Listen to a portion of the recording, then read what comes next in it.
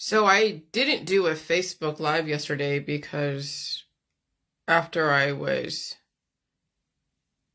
downloading all this information that was in my head around the four humors and the leaders of our world and who they are today,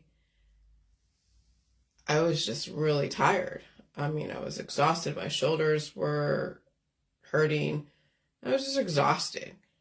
And I know I went through a few viruses the last 2 weeks.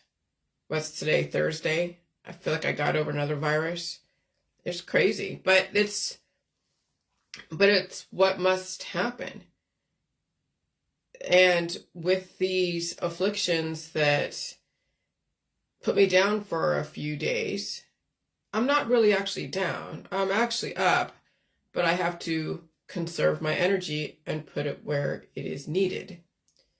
And so I put it towards my husband, I put it towards food, I put my energy towards just using my brain and writing and thinking, because it does take energy to speak and organize thoughts.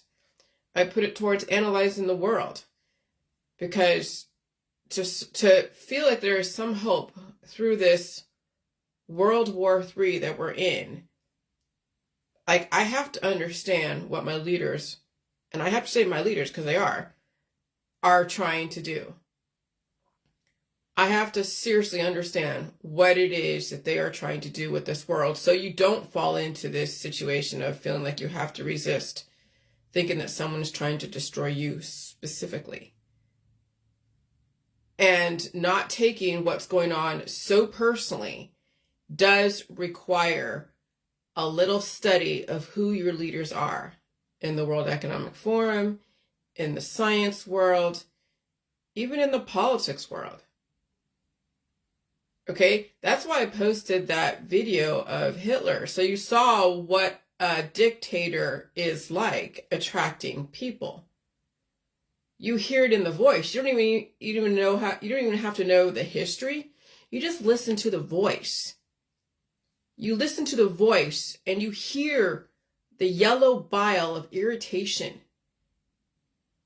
You hear instability. I've listened to Hitler's speeches and I never really picked up on that. I mean, I heard that he was I could hear aggression, but I never really picked up on, oh wait, hold on a second, because I had nothing to compare it to. Because if you don't find anyone out there that you can kind of be like, okay, who do you want to follow and examine their thought process, and there really isn't anyone, I don't say look up to, but someone to be like, okay, let me learn from this person. If you're not comparing Hitler against someone else out there that might actually have something credible to say, then you're not going to pick up on the nuances of the voice, the inflections, the cadence of speech, even the guttural emotions. And so when I was listening to Yuval Noah Harari, I think that's his name, and I'm listening to his intellectual, logical thought process, knowing a little bit about his background. Now, I don't listen to a lot of his speeches. I think I listened to about maybe 10 minutes of one of his speeches or talks that he was on a panel. And yeah, they say what they say. I mean, about the beginning of World War III, when did it start and all that. And people can speculate when they think World War III started. He's saying it started in February of 2022 when Russia invaded Ukraine. But other people will say that World War III started back in 2001. Others can say back in the 1960s. And others can say it started when the pandemic started. So, if the official narrative is that World War III started in Europe and when Russia invaded Ukraine, okay, fine. If that's going to be the official narrative and that's what, Yuval is saying, then fine. I don't care. It doesn't matter when World War III started. It's just a matter, are you going to survive it? So listening to him and his cadence of speech, his background, okay? And then also where he's educated. What is his intention?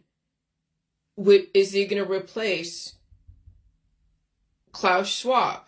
You hear rumors about that in the World Economic Forum. I wouldn't doubt it.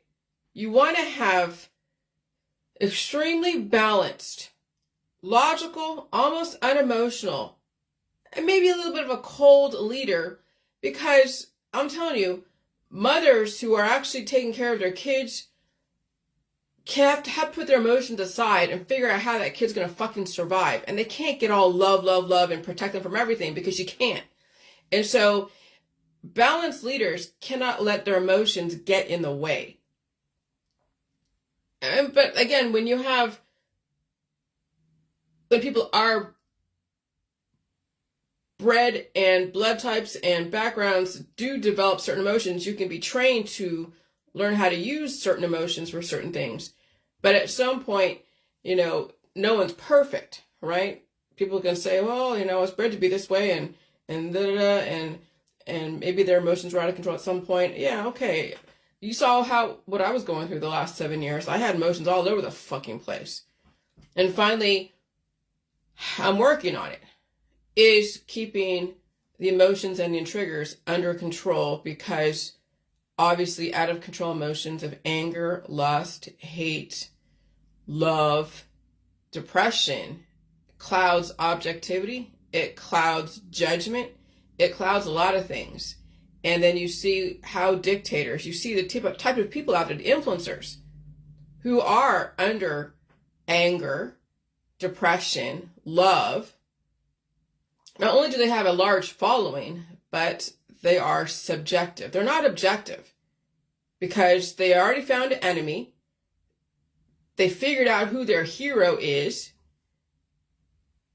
and they are the end-all be-all. Let me tell you, I like to follow people that are really fucking smarter than me. And so I was looking at Yuval's stuff. I'm like, dude, this guy's fucking smart. I gotta hear what he has to say. Okay? And then I know I gotta work on my emotions and keeping them under control. I don't want to be all love, love, love, and hate, hate, hate, and depression, and depression, and depression. But I know that our world was developed like that, because when you're trying to control humans who just procreate at the drop of a dime, and you can't stop their natural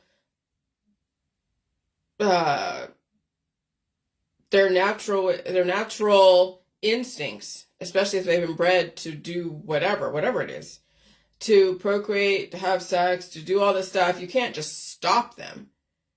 But you know that humanity, well, you don't know, but we've done the experiments that when humanity does procreate so much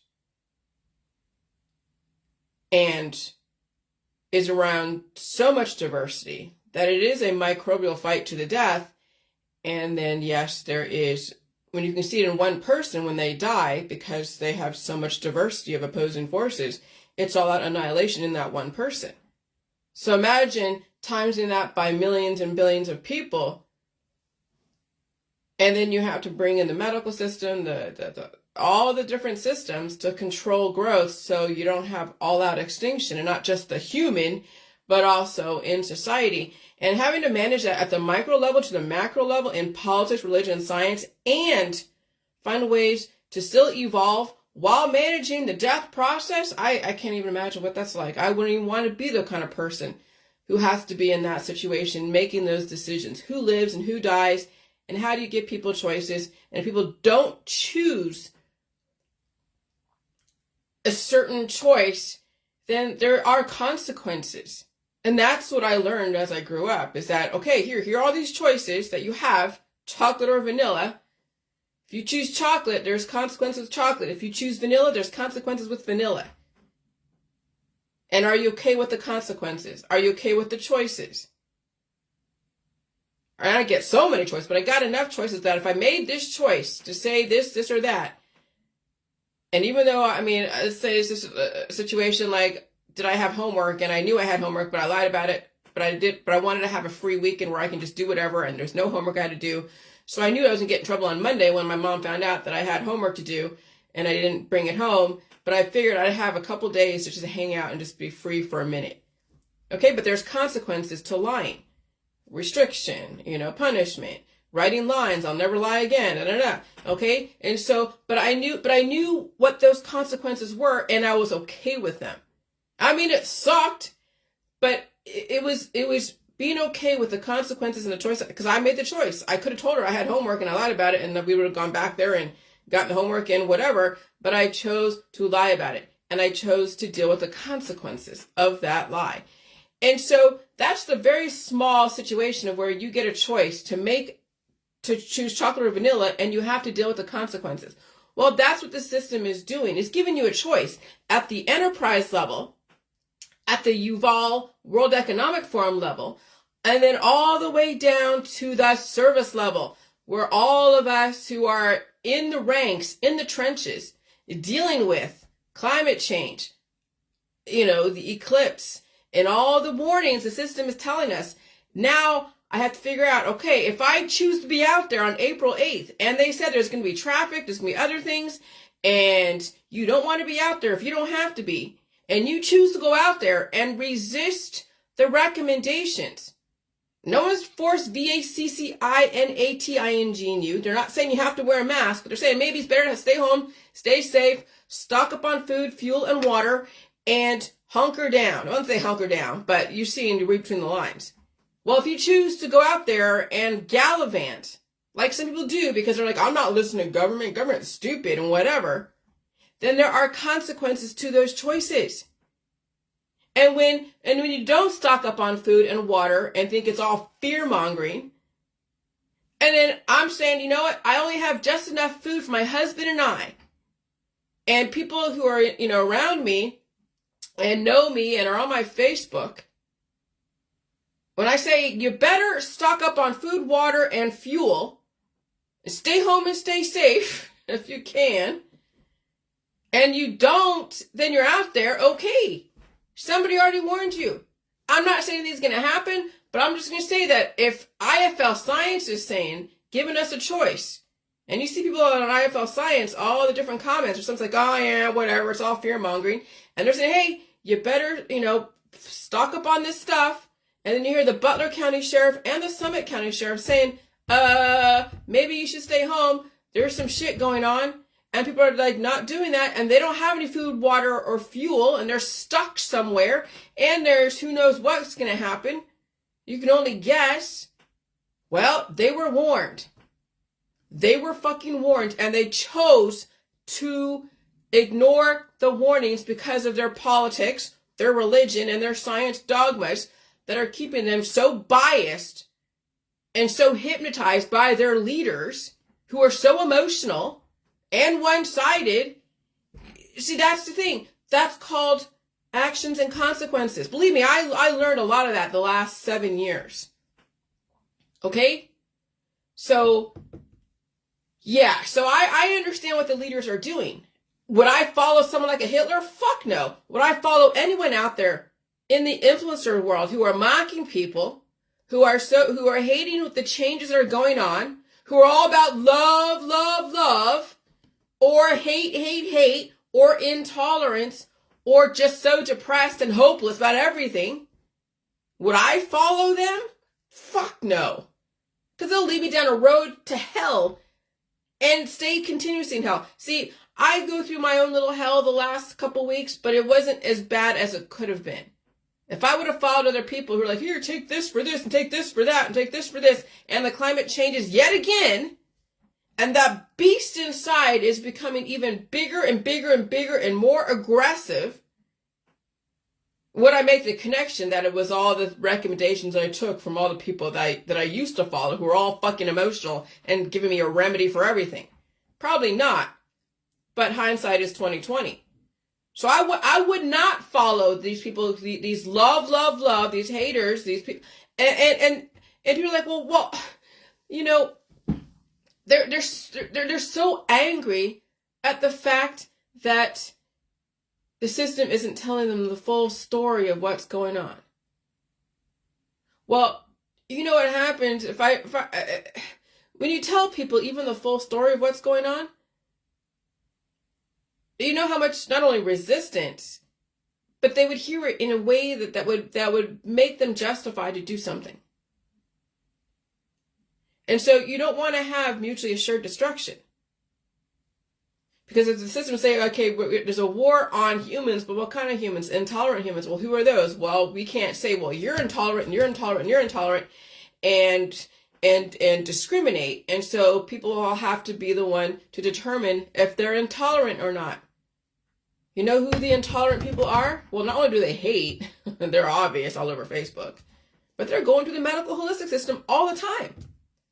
Intolerance is when you can't handle your own pain and suffering. Intolerance is when you can't handle the food supply. Intolerance is when you're taking a bias. When you're biased. Holy shit, that's a lot of people out there. No shit. There's a lot of people out there who are intolerant. And so the system can't just say, okay, this type of people should be gone. No, there's so many different wars out there, different fronts of wars. Third world countries have their own wars. Other countries have their weather wars. Whatever, storms, you can call it whatever you want. The West is having a frequency war, an information war, or, oh, hey, this remedy is much better than your remedy war. It's all the same shit. Where do you think you're going to end up when you're taking so many remedies and doing so many surgeries and you're not changing the way you do things? You're not staying home and staying safe. You're going to put yourself in a position for authority to come in and dictate what should happen next.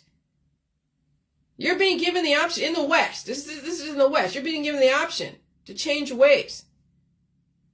Okay? They have put billions and trillions of dollars in education, in positive and negative reinforcement, in all the different programming out there, in the innovation, biotech and psychology, psychiatry, sociology. They put so many billions and trillions of dollars in it. They're not going to just go and like all out annihilate everyone and just completely destroy the people that they are trying to bring up to a certain level. No, they're giving you a chance. And there's ways in which they're able to weed out the useless eaters. How do they do that? People do it to themselves. They're given choices. Hey, you can take a remedy or you can eat food. Here, the food's expensive, right? Are you going to go on that trip and buy that car and that bauble? Or are you going to buy food? Are you going to, have a baby and put more stress on you and your family? Or are you going to be like, well, maybe we shouldn't have a baby right now because right now it's pretty tough. So much, instability and so much insecurity. Why would you bring that into the world right now in this society right now? And so the system is giving you all these choices. The system's still going to change what they change, but they're saying, hey, maybe it's prudent not to do something. Maybe it's prudent to stay home and stay safe. You don't even have to wear a mask. And so you're given all these choices, and whatever choice you make, having a big family, depleting your resources, putting more stress that you have to go out and find food for that family, knowing that the world's going into a major change, and then kids die, elderly die, people who have so many predispositions because they have weakened their genetic line, they start getting diagnosable conditions, but hey, they want to have a family. They want to go and drink and do drugs and have a bunch of sex. Okay, well, you're making these choices, and here are the consequences to your choices. And you have to fucking face it because you chose. Knowing what the system said, hey, we're trying to do this, the system is going this way, and not even that we're trying to do this, if you don't control the reproduction in your genetic line, you will eventually deplete it and weaken it to the point of actual annihilation, of complete annihilation of your own genetic line. They're trying to tell you through science, if you can even understand what happens when you replicate and reproduce on bodies in deficit. And how many bodies out there are in deficit? We'll go look in the medical holistic system. I mean, even just watching Grey's Anatomy, and I'm going through the last 20 years, because Grey's Anatomy started like in 2005, 2004, and they're going through all the things that we're going through today. They were trying to tell us, they're in each segment, they're trying to tell us the explosions, the fires, the shootings, the parasites. Right now I'm in a segment where they had all these worms that they were taking out of this person. I'm like, geez. I mean, knowing that I don't like gore and surgery and cutting into people, and I do look away when they're actually showing those scenes, but I want to see what kind of predictive programming were they putting out in 2006, 2007, 8, 9, 10. I'm like, holy shit, they were telling us even way back when. But of course, hindsight's 2020 when you're living it and watching it being reproduced 10 years ago through Grey's Anatomy. And I'm like, oh God, they were talking about so much cancer. I mean, I'm telling you, the segments that I'm watching Grey's Anatomy, they're covering the tumors, the teratomas, the cancers. They're trying to tell us, yes, cancer is going to be huge in the future, if not already. It was already ramping up. People already had their prospective scapegoats, the V's and all that other shit, but not realizing that every antibiotic out there, even natural and all the supplements, develop antibodies, which, okay, they're good when it's balanced. When you have too many antibodies, it clogs up your system, heart attacks and strokes. Not enough antibodies, you're exposed. Or when you are drinking so much alcohol, it suppresses your immune system. It suppresses antibodies that help fight infection. So on either end, you have to figure out how to balance your antibodies. But this isn't trying to tell you that, that in the future, if not now, it was the future back then, today, that we will be dealing with so much rampant cancer. And now we're seeing turbo cancers because of climate change. The growth has replicated so aggressively. I know people are getting bigger and bigger and bigger and bigger and bigger so fast they can't even get ahead of releasing the demons. But they're also aging extremely fast and losing so much weight, which is why you don't see too much change in certain people out there, because they can't even get ahead of their situation. What do you mean get ahead? Let's tell you, when I'm releasing every day, and I got the hives yesterday or the day before, and it was like up here, it was on my chest. I mean, it was everywhere. And I'm just like, okay, whatever. That's growth.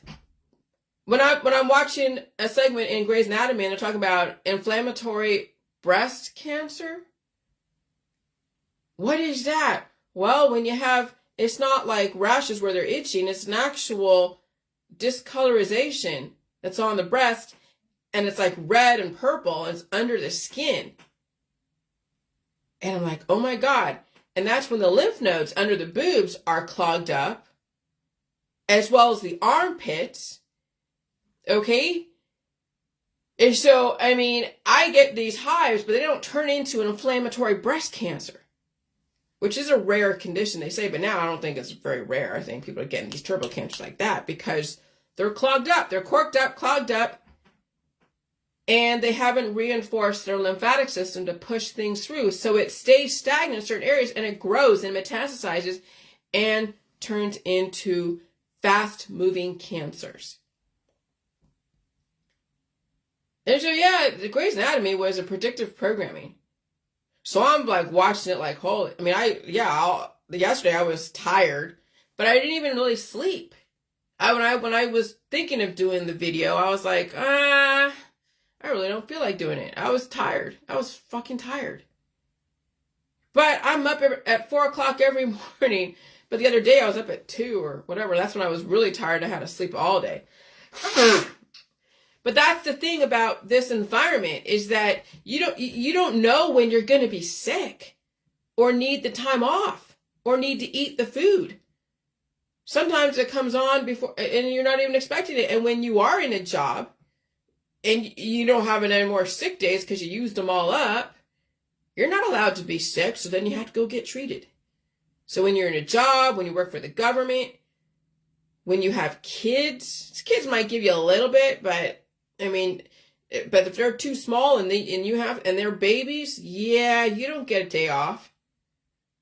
But even smaller kids, and that depends on who's helping the person and what kind of house they have to be reinforced, so they're not walking out in the middle of whatever, because that happens too. Kids get out. Why is this kid walking down the street by themselves? Oh yeah, mama was sleeping because she was sick. No one was helping her. The door was able to be opened. Shit happened. That's why, if you can, try not to, well, if you're married to somebody and you're wondering if you should have kids or not, and you're listening to my information, I would say don't. because you're going to need the time to be sick. Because once you have a baby, that depletes your resources even more. And you're going to need every single resource possibly in this environment because people are not getting ahead of their diseases. If anything, it's kicking their asses. And that's kind of the sad part of what's going on is you can't stop it. You can only watch it and just observe it and report, and that's about it. So, yeah, so watching Yuval and then watching Hitler talk, you see a vast difference. And we have a lot of people out there who don't like Yuval because of his background. They don't like the World Economic Forum. But what are they trying to do? They're trying to release those who are excessively emotional, who don't take accountability. When they have an action, there is a consequence. I mean, we have people that are raising their kids with no consequences. They want to protect their kids from everything. Okay, yeah, I understand on some level. But there's such a thing as overprotection or not enough protection. And protection is all relative to what you think protection is.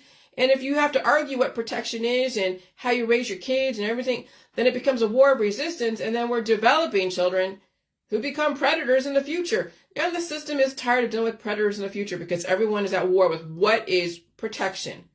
Overprotection, underprotection, actions and consequences, spoil, all that. Okay? So, yeah, so that's why I just put stuff on my Facebook so you guys can see what potentially is coming down the line. You're not going to get everything, like I'm saying, in so many words from your government because it's not their place. Their place is to give you two sides of the same story. Two sides that you choose which side. Doesn't mean that you're going to survive everything. You might have a better chance in the West. You may have a better chance, in America, in the UK. Because the whole floods, like I showed the map, the future maps of Forbes, it could be way down the road. It could be like, a meteor coming in or nuclear war and some areas that get sunken and who the hell knows? So there's no way to say if the flooding of certain areas of your country based upon the climate change and all that stuff, it could happen within the next 7 years. It could happen tomorrow. Well, I don't know about tomorrow, but hey, shit. When you have an asteroid or nuclear war and there's things that go and sink areas or earthquakes that you hear about. You heard about a swarm of earthquakes over there off the Washington coast. Right over there, I think it was Seattle, Tacoma, or in that little bay. They're saying there might be some tsunamis. Who knows? But that's why the last 12 years I've been paying attention to the weather. People would call me the weather girl. Yeah, Weather Underground. That's the 1960s. Yeah, you pay attention to natural disasters. You pay attention to economical upturns and downturns and changes. And no one's forcing anything on you as far as V's or therapies or food. Yeah, they're changing the currency. Why do you have to have cash? Because you're so used to it. Because then when you don't have cash, you got to have digital. Yeah, what does digital mean? It means your phone. It means your computer. It means you're tied into Wi-Fi. But you think if you don't have a phone and a computer and you only have cash, you think that you're going to survive when there's going to be instability and so many other things going on? You think your little organic garden and bartering with your neighbors is going to help you get by? I mean, I'm thinking like those that would just say we have a 3-day blackout. They're like, oh yeah, I have cash. Make sure you have cash when there's a blackout or something. And maybe it happens for a week. And so somebody who wants to barter with somebody else, they have a bunch of top ramen. The other person has some vegetables. Another person has some meat. Okay, so you're all trading and having a complete dinner with all of you. So when that runs out, somebody's going to have to be tied in with the government, with a phone, with a computer, with delivery services, with the food distribution depot. Somebody's going to have to be tied in with them. And when they see them buying large amounts of stuff, well, hold on a second. You can't convert any cash into digital currency. So even though these guys over here who are off the grid, who might have a few livestock that may or may not survive given climate change, They may have a little garden over there. Just so you need other diverse nutrients to give it a complete diet because you're in a highly aggressive environment.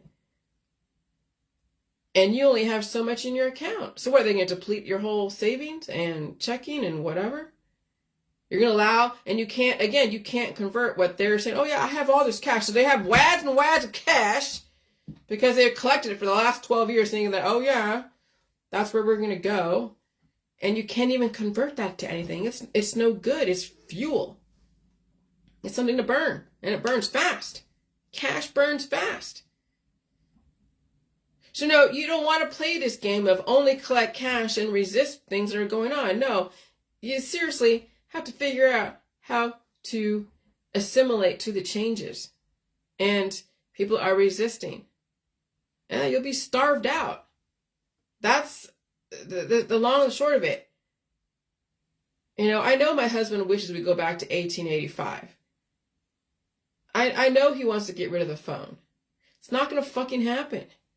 I know he thinks that Trump's going to save us from this. Trump is just one of many people that have their emotions, were given a great life.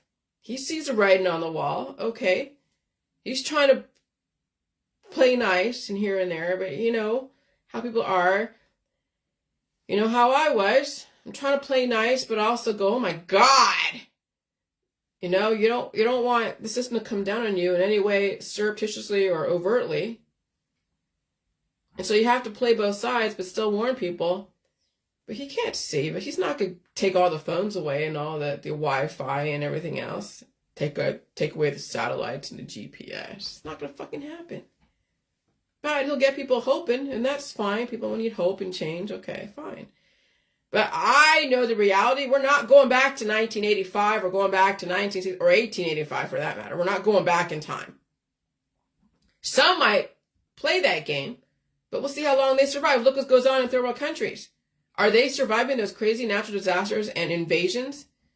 Floods? I'm watching on the Facebook Reels, these places like in Colombia or Brazil, it's rising water. There's floods going on everywhere in some of these places. Chile had a bunch of fires that happened. Okay, and you can speculate where these come from, but hey, it's just speculation. You have no proof.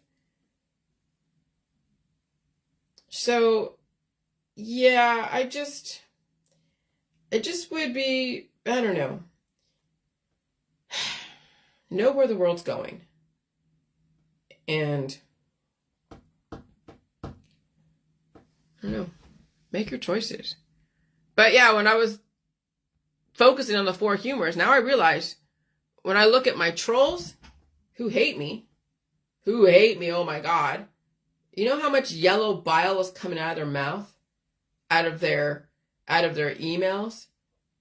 You know how much yellow caustic bile?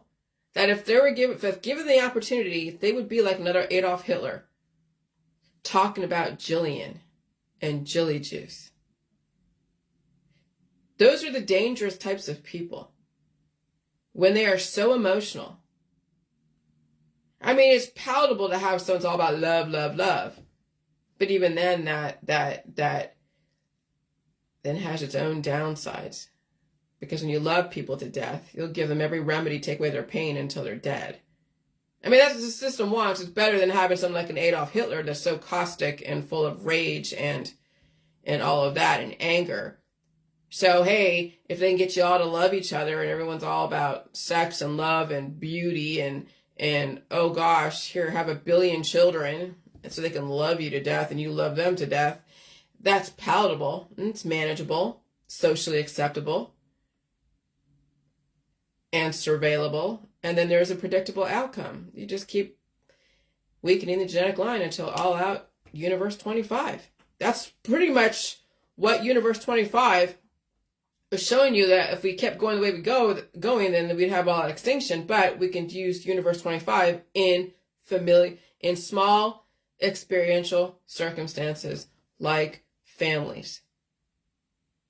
And so when you have a big family, everyone's reproducing, and that's why you get domestic violence. That's why you get so many things.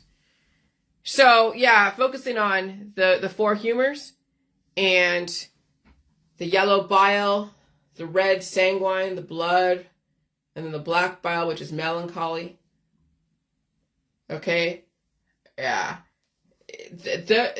Well, I mean, not only has it been programmed in people because you see all the movies and what people gravitate, or now, is it the chicken or the egg? Was it the movies that made the people be whatever they are? Or was it nature? And it was, well, it's both. Because when you trace back all the way back to 2600 BCE, and we have descendants from that, alchemy was prevalent back then. They had their gladiator wars and the entertainment and sexuality and all of that. So it wasn't like, we just invented, the love and the sex and the hate and the melancholy within the last, 20, 30, 40, 50 years. It's been going on ever since alchemy, ever since the Rosicrucians, well, ever since Egypt and all the pharaohs, beginning of the Bible. It's in the giants. See, the giants don't exist anymore. What was the last person that was a giant? Was it Andre the Giant? And there was another giant before that. So the giants don't exist anymore. Well, actually, there's now giants in Africa. Now they were descended from, I think, what is it? What are they called? I forget. But they're somewhere in Africa, and there's tall Africans. Okay? So giants were basically a type of humanoid, but they're bigger, taller, larger. And some had maybe one eye. You had the one-eyed giant. Cyclops. So the system wants a certain kind of people. And the bigger you are, the harder you fall, type of thing. And so humans had to preserve themselves, and they had to get rid of those who were destructive, but they didn't want to keep going through these wars again. I mean, this will be World War III, probably the war that end all wars, like globally. I mean, a new world order means that the world is going to come together under one umbrella, one religion, one type of science, that we will have tolerance to diversity. So even though over here you might have all your different, transgenders and people who identify with whatever, and you have people who are asexual, people who are same sex, people who are homosexual, same thing, people who are hetero and have families over here, and then people who are autosexual over here, and that's whatever, I don't care. And people like me who are like, well, do you have to die someday? And I really don't need to have all the crazy ass sex. I don't need to have to be angry or melancholy or all about love and devotion and beauty and okay. And so I like the knowledge. I like learning things. I like improving myself. I like being as smart as, my leaders, and then anyone that else they put up in front of me, that increases the knowledge. I will then keep going, increasing my knowledge. And so, so we'll have that type of world where we'll have the tolerance for diversity. Okay, we'll have under one umbrella, we're all going to figure out where mankind came from, and you can dispute, oh God, the giants don't exist. I see that in a lot of religious world, that they're saying that giants never existed, or I don't know. Or then the pink salt. Yesterday there was an argument about the pink salt. Was that coming from the giants that died in areas that have pink salt caves? I wouldn't put it past that be a possibility. Okay? And you can hear my argument about the iron oxide, and that's what the pink salt is, iron oxide. And then some says, oh, that's a demonic gate or something. And I'm like, oh, God. You can convert negative energy, if it was negative energy, like, a million years ago, to positive energy, whatever that means. Okay? So no matter what people put out there, no matter what people say to you, no matter people who you block, no matter whatever, you can convert the energy to work to your benefit, whatever that is. And people are going to express to you love, hate, and melancholy, and also just kind of even neutral. But you can convert anything you want, so as long as it's legal and it's not harming somebody else. Okay, so that's what the new world order wants, is tolerant, diverse, and a relatively fit population. And they will manage and guide reproduction wisely. Believe me, again, you are not responsible for repopulating the human race as we go through this scale down.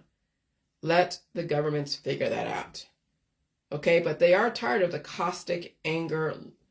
Yeah, they want everyone to love each other because that's much better and palatable, but there's also destruction with that. So that's why then I think with the climate change, you still have the love, love, love people out there, but they may not be able to reproduce children. So they can go and spend themselves out of existence, which you see all over OnlyFans, Instagram, and Facebook, and all the hot chicks and the hot guys in Hollywood. But the system will have those who will reproduce. And I couldn't tell you exactly how they're doing that, but they're saying by 2045, 2050, a lot of the human population will be infertile for a reason. So if that is the intention, it's not something you resist. Why resist that? Keep yourself alive. You don't have to have that large family. Keep yourself alive. Why have a child to say that you're going to die someday? Because that's the thing what you say when you want a big family is that you want someone to replace you. Well, what you're doing is reproducing a weaker version of yourself. Well, why is that? Because we're in a very aggressive environment that's causing people to become very weak through all the infection, through all the food intolerances and the food allergies. Food is a thing that keeps people alive. And when you're watching people take away food from themselves, from their children, because of allergies and lack of proper characterization of symptoms, you're producing a child who will turn into adult, if they're even that lucky, that can't handle the environment, constantly in and out of the hospital. And who's to say if they'll survive the next 10 years, if that? You're setting them up to fail. So keep yourself alive. But then that's another whole tradition thing that people resist. So I just, whatever. What can you say? You can't say anything to people.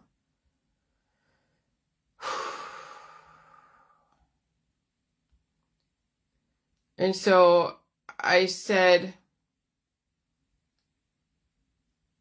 about Hitler, you can hear the yellow bile, he's choleric. You can detect rage in his voice. You can detect major emotion.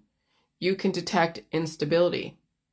And you see what that does to people when you match words to it and then you blame someone for something. So that was how he was able to scapegoat the Jewish people, because Germany was at a deficit, World War I, and then he got the crowd radicalized.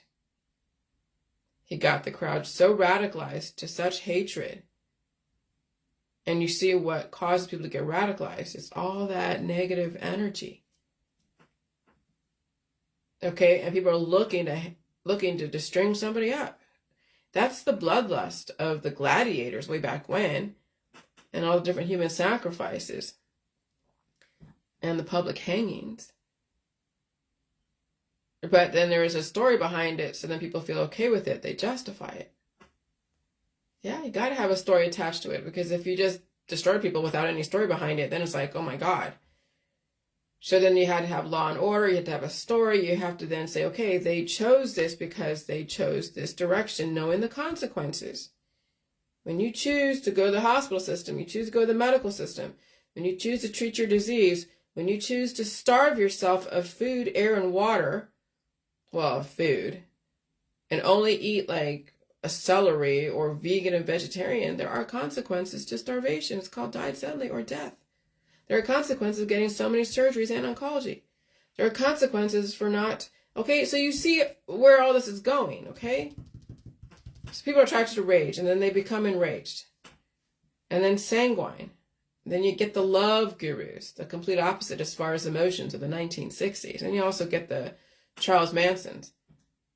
The music, the art, the movies. But that's also another destruction emotion, especially when it's out of control. Okay, remember predators, sex offenders. Yeah. The system did program extremes in people, but they would anyways. Okay. And when you get fierce lovers, they destroy through hypnotization, through love, sex, and the family. When those emotions get depleted, when those hormones get depleted, then it's the rage, especially around change. Just watch your Facebook. People do try to hide their emotions behind drugs and alcohol and other things, but as you know, it doesn't help. It actually depletes a person even more so, especially when the climate changes. And then you get all the different cancers. Because when you get the cancers, it's because your immune system was depleted fighting the infection, fighting the opposing forces. There is no balance. You're not releasing. You're not feeding yourself. If you are feeding yourself, it's not going to you. It's going to the monster, because you've allowed that monster to become so influential. It's actually diverting resources away from you, and nutrients away from you. Then your blood vessels are weakened. A lot of things are weakened. Vital organs are weakened. And then, the monster takes people out. And so when the climate changes, the beast does move, and the people find different ways to release the demons, but through what they think is a healthy release process actually develops more demons of rage, love, and melancholy. Which is why I have little trust in the faces of people, but the faces people put out there. They put out what they think is accepted. Okay, so you look at all your Facebook. I mean, even me too. I put out whatever I thought was acceptable to me and to the world, and not realizing how people could characterize it, not realizing that I was actually putting out something that I had to find a way to explain. And I did. Okay, not that people would think it's okay, but I found a way to explain it, and it was still aligned with where I was coming from. What am I talking about? Well, you'll figure it out. But they put out what they think is accepted, knowing fully well people are trying to keep a lid on their emotions. We've all been programmed the same way. You can't hide it, not for very long anyways. So are you teaching your children to feed into the extreme emotions of anger, rage, so much love, sex, and depression? So listen to Yuval. And so I wrote this yesterday. That's why I was saying I was so tired, because I was writing so much, because I didn't feel like talking. I just felt like just writing through my fingers. So listen to Yuval. Non-emotional, he's gay, I guess, I'm assuming. Men might actually rule the world. And that isn't a bad thing, because they might have better control over their hormones and emotions. And so when you see people who are like transgender, or not say transgender, but transsexual, or they're balancing the hormones back and forth, the system's trying to find an even type of person. They can have a sexuality and find ways to release and find connection with someone, but they're trying to find that balance, because a guy that is such a guy, well, you saw what happens to such pure men, right? You get Weinstein, you get Epstein, you get P. Diddy, allegedly, you get the sex offenders. And then on the other side of it, with the women, you get the hot chicks, but really, you think a hot chick can rule the fucking world? No, because the emotions, the rage. You saw what happened with Amber Heard and Johnny Depp. She's a hot chick, beautiful woman. And she was able to channel her talents through the acting. But when she's in relationship with somebody who triggers that beast within her, you saw what that situation was. And you saw it out publicly, because they went through that whole court case. So you don't want a hot chick ruling the world. You don't want some pure dude ruling the world. You want to have a balance. Well, maybe it is in the gay population, the balance of leadership, because you don't get the extremes in the emotions. Okay, I'm still hetero. My husband, I'm still attracted to my husband. I'm not attracted to women or anything else out there. But I don't even have to have the sex. But I mean, I can do it if I want. But that's the thing, is that I'm not requiring it. It doesn't run me, but I'm able to do it. And if he wasn't around, I'd be like, would I want companionship? Probably, maybe not, because I know what that entails. But for me to rule the world, I'd have to go through a lot of education to understand a lot of different people and make the hard choices. And would I want to be hated like that? Being part of a system that makes these choices that people are resisting right now? It's hard enough to be in the jelly juice, girl. Okay? I had a taste of hatred for at least 7 years. So I know what these guys over there in the World Economic Forum, Bill Gates, whatever, I know what they're dealing with. And I don't have half their education. Okay? I don't have half their money. And I'm hated. For what reason? So obviously I have something that I know works for me, at least, and it might work for others, assuming they can figure out that, it's not going to always be pleasure in paradise. And I don't have half the fucking money to shield me, to make me feel about, what do I have? I have my life. That's what I have in return for all that hatred. I have my fucking life. And I have something else to offer. A little balance, a little different perspective on certain things. That if you want to consider, great. If you don't want to, fine. You want to resist it, fine too. I don't mind taking up residence in your world of resistance. Because I know I am a god to certain people. What do you mean a god? Because they just love to hate me. It's crazy. But that's part of being a change agent, I guess, is that you're going to have people that hate you on a smaller scale and a larger scale. And the more influential you are at such high levels, like the World Economic Forum, like a Bill Gates, like, you know, any of these, the Rothschilds, the Rockefellers, you don't want to be in that position. You don't want to be in the position they're in. Because people will intentionally mischaracterize what they're doing. And then I can see why they could be glad that they're doing this stuff. Because they're so tired of the hatred, of the mischaracterization, of the accusations. I mean, you look at what Alex Jones did, trying, you know, he's so angry. You look at Alex Jones, he's so angry at Klaus Schwab. So angry. But then people are like, well, the reason why they're justified being angry because they're looking at all of these PEDO, PHILE stuff and the kids and all this shit. And I'm like, that's in your community. It's not just those in different governments and institutions. When you constantly have children, people are going to feed on them. If you don't protect your children, someone's going to feed on them. And you can't control what people do out there when they have kids and no one's protecting those kids. So you better protect your own fucking children. But that's the thing. A lot of these countries, people don't protect themselves. They don't protect their children. They don't oust out regimes, even if they're purposely implanted. You can't control anything out there. You can only control your own area and just hope that you survive whatever war that's out there. And there's no guarantee again, I'm going to survive this. Even though I understand what my leaders are doing, even though I want to understand and I want to figure out how to be as smart as I can be, there is no fucking guarantee that I will survive all this crazy war. But I'll do the best I can to stay home, stay safe, get out of the crossfire, and put down boundaries on those who aim to cross them because they have their own issues, and just have faith in your government, because that's the only thing you have faith in, because you can't trust your neighbors. You really can't. They have to survive. You can trust them up to a certain point, but you cannot rely on your neighbors to keep you alive. You cannot rely on the influencers on YouTube and Facebook and Instagram. You're going to have no choice but to rely on your government, because when all your friends and family are dead or dying or trying to take care of themselves because they can't save you and you can't save them, and they're staying home and staying safe, it'll be between you and your government, between you and your phone. And the phone says, hey, stay home and stay safe and wear a mask and watch out, we're in nuclear war. That's between you and your fucking government. Your neighbor can't save you. Nobody can save you. It's your government officials, the law enforcement, those that have been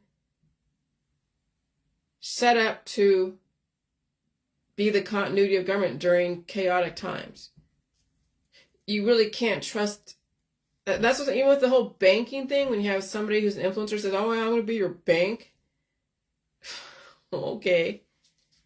As they're shorting the shit out of you, charging you this and that. You're putting your money in some dude that's going to be your bank. Now, I'll put my money with the government. I will deal with digital banking with my government, not with some dude down the street that says he has a bank because he's better than the government. That's where people get screwed, because they trust their peers more than they trust the system that's keeping them alive, called the infrastructure. Let me read this.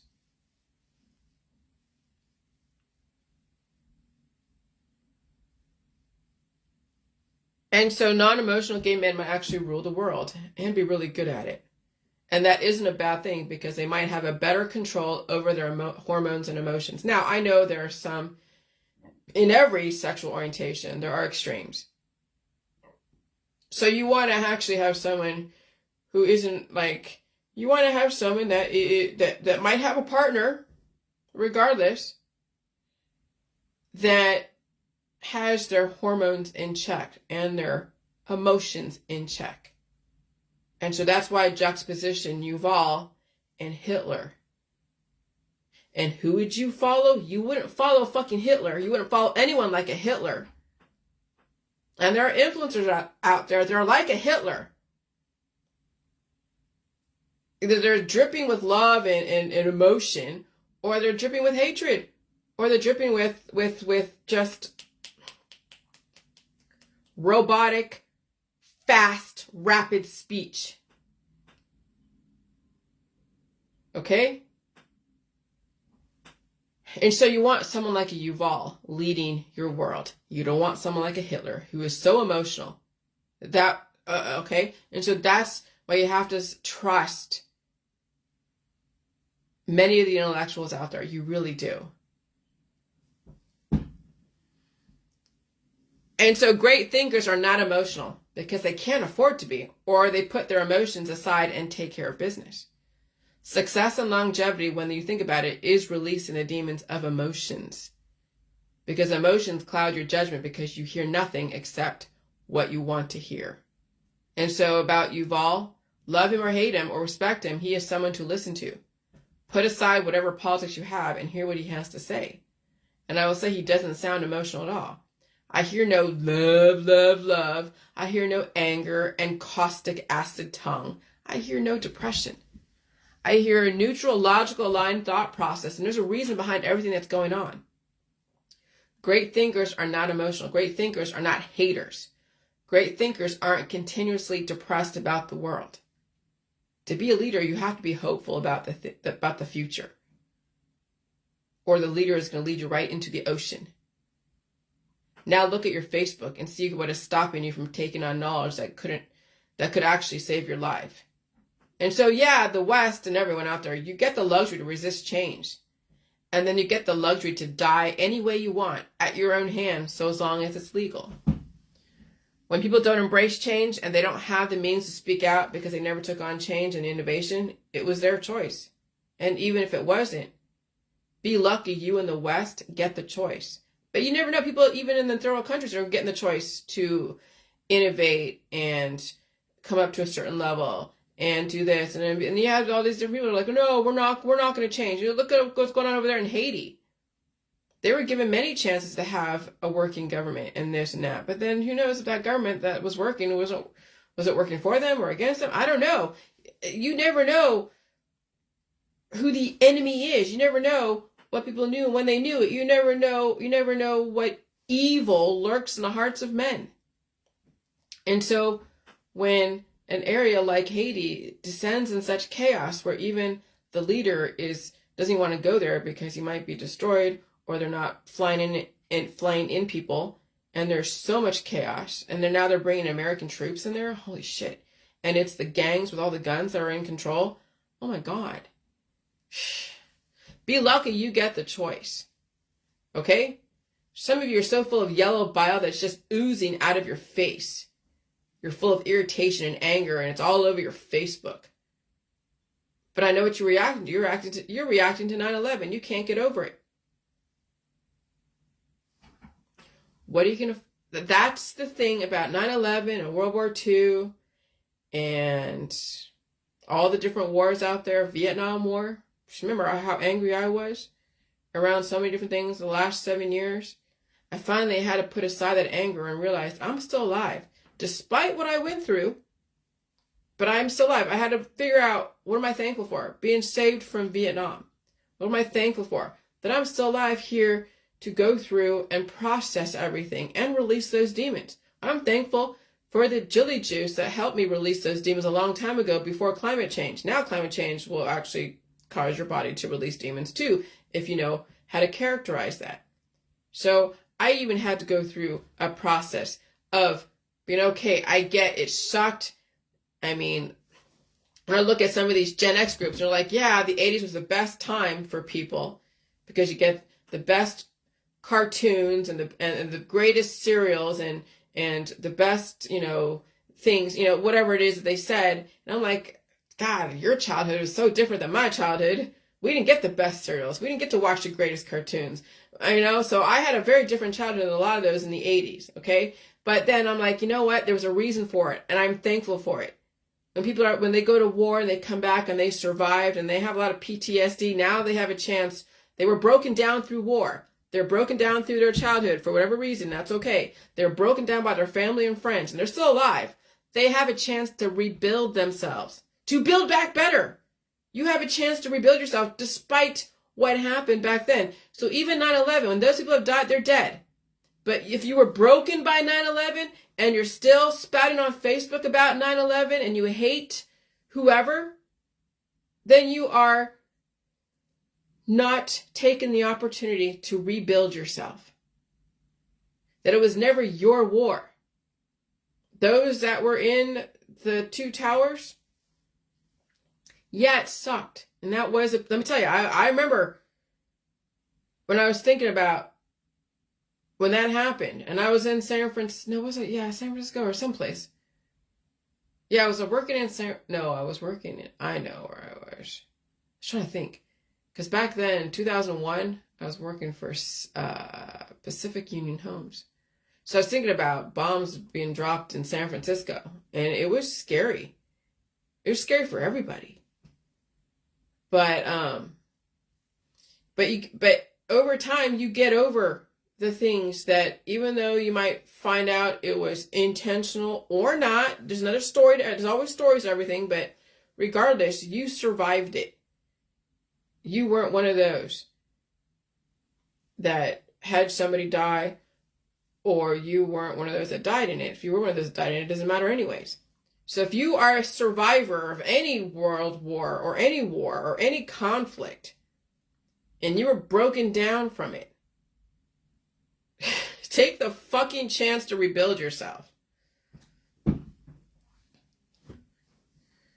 Be lucky you get the choice. So some of you are so full of yellow bile that it's just oozing out of your face. You're so full of irritation and anger. It's all over your Facebook. Some of you are full of oxytocin, all about love, oozing all over your Facebook. And it's sticky and it's obvious. And you're like, ugh. Some of you are continuously depressed about the world, and it's oozing like an open wound coming out of your mouth. And the thing with motherhood, it forces you to ooze love, hate, and depression. So you have to understand that motherhood, parenthood also can cloud your judgment, which is why non-emotional gay men might actually rule the world. To gain full control over your emotions, you cannot have those triggers in your environment, or too many of them. Because those emotions are hard to resist. And when that faucet gets turned on, that's called addiction. And that's why people love their grandchildren, why they love their pets, why they love their family and friends. They love going out and hanging out and partying. Addiction to pets, children, animals, activism, politics, religion, even the pharmaceutical sciences, all trigger these hormones of humors, and then judgment is clouded. Which is why I subscribe to no religion. Okay, I don't go to church and have those hormones be plucked by the organ, by the music, by the words of the pastor and the parishioners. I don't need to be influenced that way. That's why religion and politics and science are so addicting, because it's hormone manipulation. Externally, internally, through the family, and that's why there's so many pets out there and so many different animals for people to go and adopt. That's why they use therapy animals. It brings up the pleasure to cover up the pain. Okay, so which is why I subscribe to no religion. I'm not political, and I don't treat my disease. Climate change will bring up all diseases. I just feed and release. I treat nothing.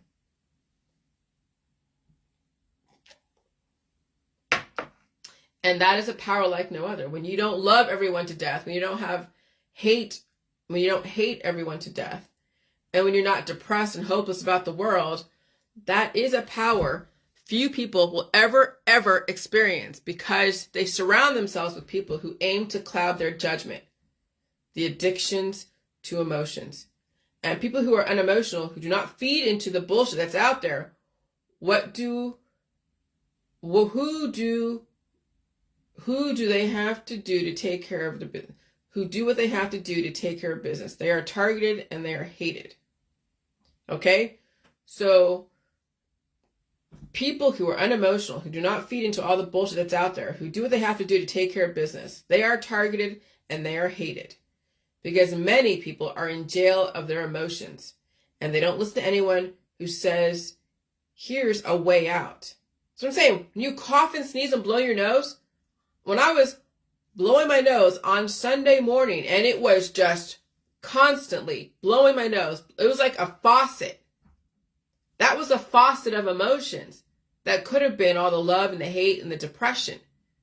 Because I picked up those somewhere along the way and it was metastasizing. And my body's like, no, we don't want that. We don't need the 3 other humors. We need phlegmatic. Okay? I don't want to be in the jail of those emotions of hate and love and depression. And so here's the way out of it. Release the demons down there, release the demons up there, eat food, rest, release, feel the hives, itch them. But as soon as you start treating disease, that's when the train leaves the station, because it does snowball. Treating disease, when you think about it, and not supporting it with all food and rest and release, has a snowball effect. And in this environment, the snowball effect is so accelerated that you get the turbo cancers, and you get the aggressive hatred and the emaciation and aggressive obesity. And so people think they can have their cake and eat it too. You're finding out that's not the case. If you want a peaceful and calm world, it starts with you and your emotions. Release the demons. Or else you are contributing to the destruction of our society and you're finding someone else to blame. And so, yeah, the world is changing. Are you? Are you changing for the better? And if you changing for the worse, that's your fear of death and dying will become even more so. Then your fear of death and dying will become more so. And you will say, and you will stay in your resistance until your body can't handle it anymore, and then breakage. And that's the activism community. That's all politics, religion, and sciences. That's the family. That's the friends. That's the constant remedies. That's the constant resistance. It'll turn into breakage. And so, yeah, there's that. Underwater volcano off the coast of U.S. could blow in weeks. Yes, ancient civilizations. Some ancient civilizations have performed human sacrifices on eclipses, including the Aztecs, Mesopotamia, and the Incas. Okay. And so Aztec priests predicted that if there was a solar eclipse accompanied by an earthquake on the date of 4 Olin, the world would end. So every year of 4 Olin, they would perform a ritual human sacrifice. What is Olin? Olin was a 5th sun god in Mayan mythology, more specifically translated as movement of the sun. According to some accounts, more than 20,000 Aztecs were sacrificed each year for fear the sun would otherwise refuse to move through the sky. Okay? So, yeah. And lasers in the sky caught in Texas and all that. And I told you antibodies can turn into antigen. There's an archived article from the New York Times published in 1990. Antibodies may set off clogging of arteries. So all therapies are now in question. I don't care what they are. They could be the V's.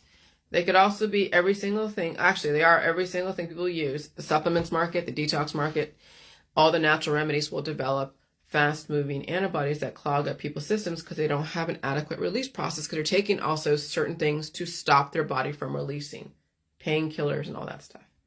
And then the alcohol suppresses the immune system, so you don't have anything to fight infection. And so IFL Science said twice, don't get caught out. IFL Science. That's been around ever since the beginning of time as far as the Facebook. But I resisted IFL Science for many years. And then in the conspiracy world, going like, oh God, the V's are so bad, blah, blah, blah.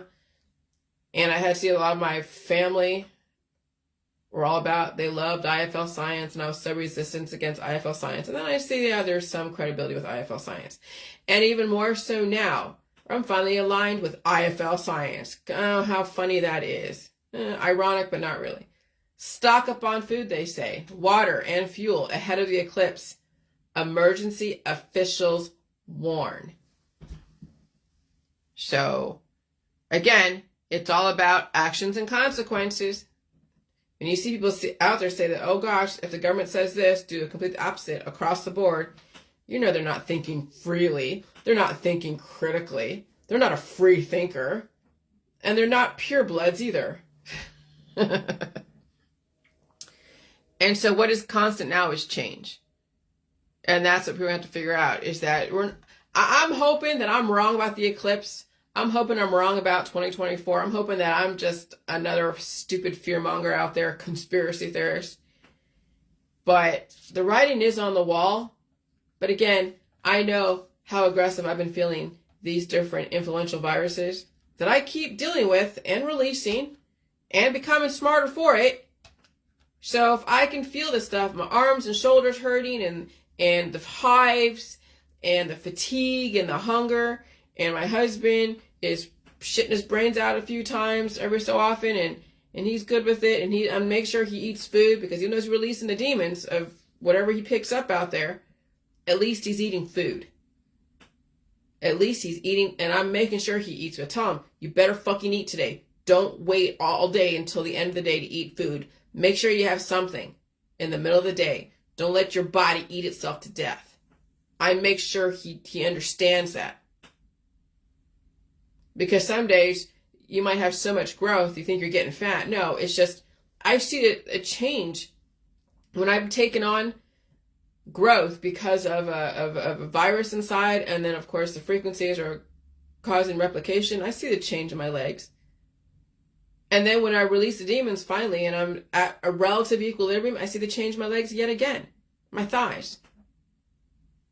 I feel, see, it's crazy because, but that's evolution. So some days you might feel bloated and big as a house, and other days when you finally release those demons, it's not as bad.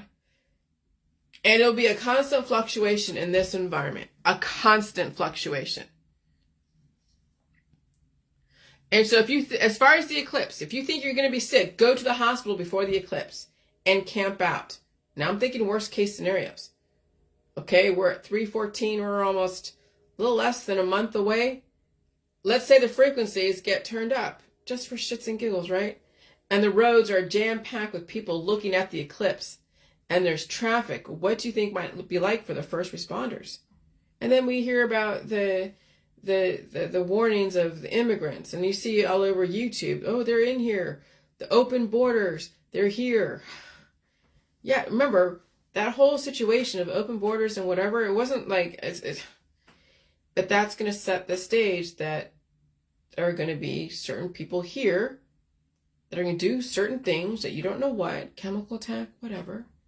And then it'll justify a response through your government, not only arrest the immigrants and send them back to wherever, but also, papers please, we need to see, are you a licensed driver? Are you an American citizen? Whatever it is, you'll have the right wing now take over and start bringing in the rule of law. I'm just saying worst case scenario in that situation. But this situation during the eclipse, and the roads are jam-packed with people looking at the eclipse, and there's traffic. What do you think might be like for the first responders? They can't get through, especially if there are so many people passing away on the road. So you've seen all the different accidents out there. Shit, there was a fire over there at the toll plaza where one car was going so fast and crashed into 2 other cars or 3 other cars. There was fatalities, and there was a fire at the toll plaza. My husband was caught in that traffic jam. What do you think happened? A person passed away, and their foot was so heavy it stayed on the gas and it just kept them going. People are dying they're passing out behind the wheel. They're getting heart attacks and strokes behind the wheel. So Do you really want to be out there, especially when we know shit might happen around the eclipse? Do you want to be out there in the middle of that type of situation? So if you're at home, well, it's safer for everybody else if you're not driving and pass away behind the wheel. If you're passed away in your bed or on your floor, as I said, get near the floor and one of those warnings about what to prepare for when it comes to the eclipse or a blackout. So there are other people be at home passing away or being safe from those passing away. Either way, you're at home, you're not passing your disease on to someone or causing an accident because you passed away behind the wheel. All right? I mean, there's so many ways to look at it. And so,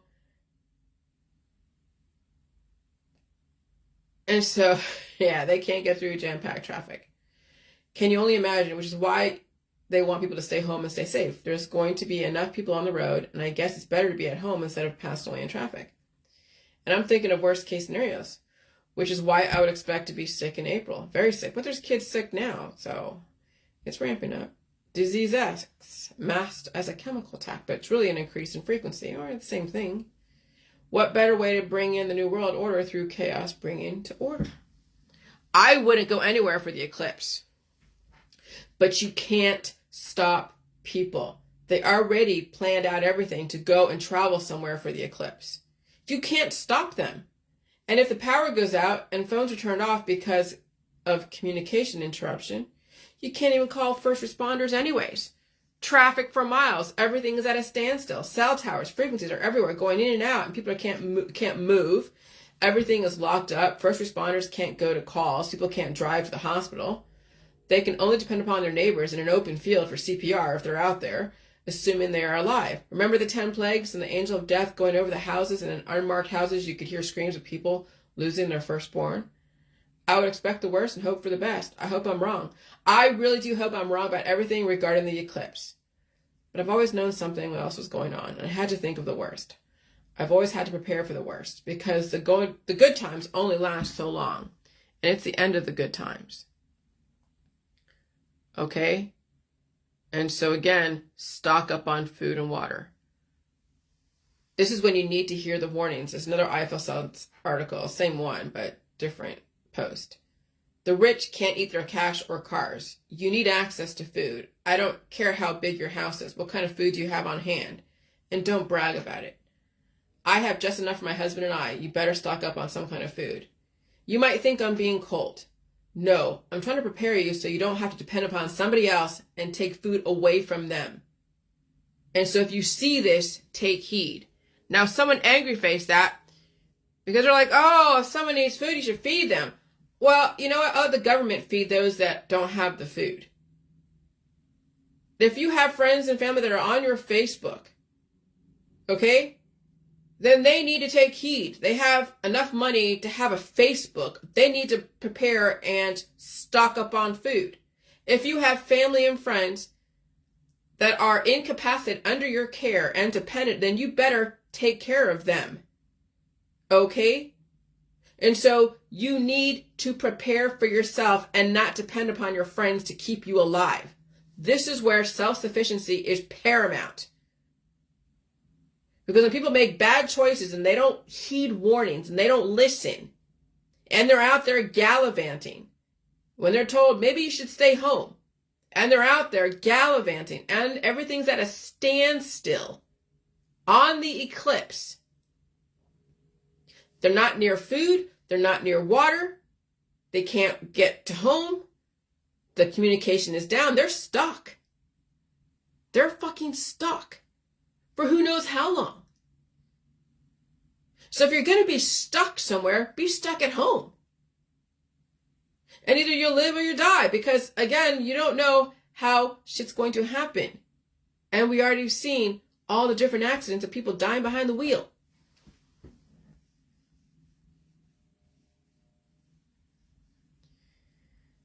And so yeah, biometrics. I don't love it or hate it, but I know where the world's going. And so, yeah, your phone and your computer are going to be the lifelines to the food centers. Okay? And when you have your 15-minute cities, see, getting to that point is going to be a little chaotic.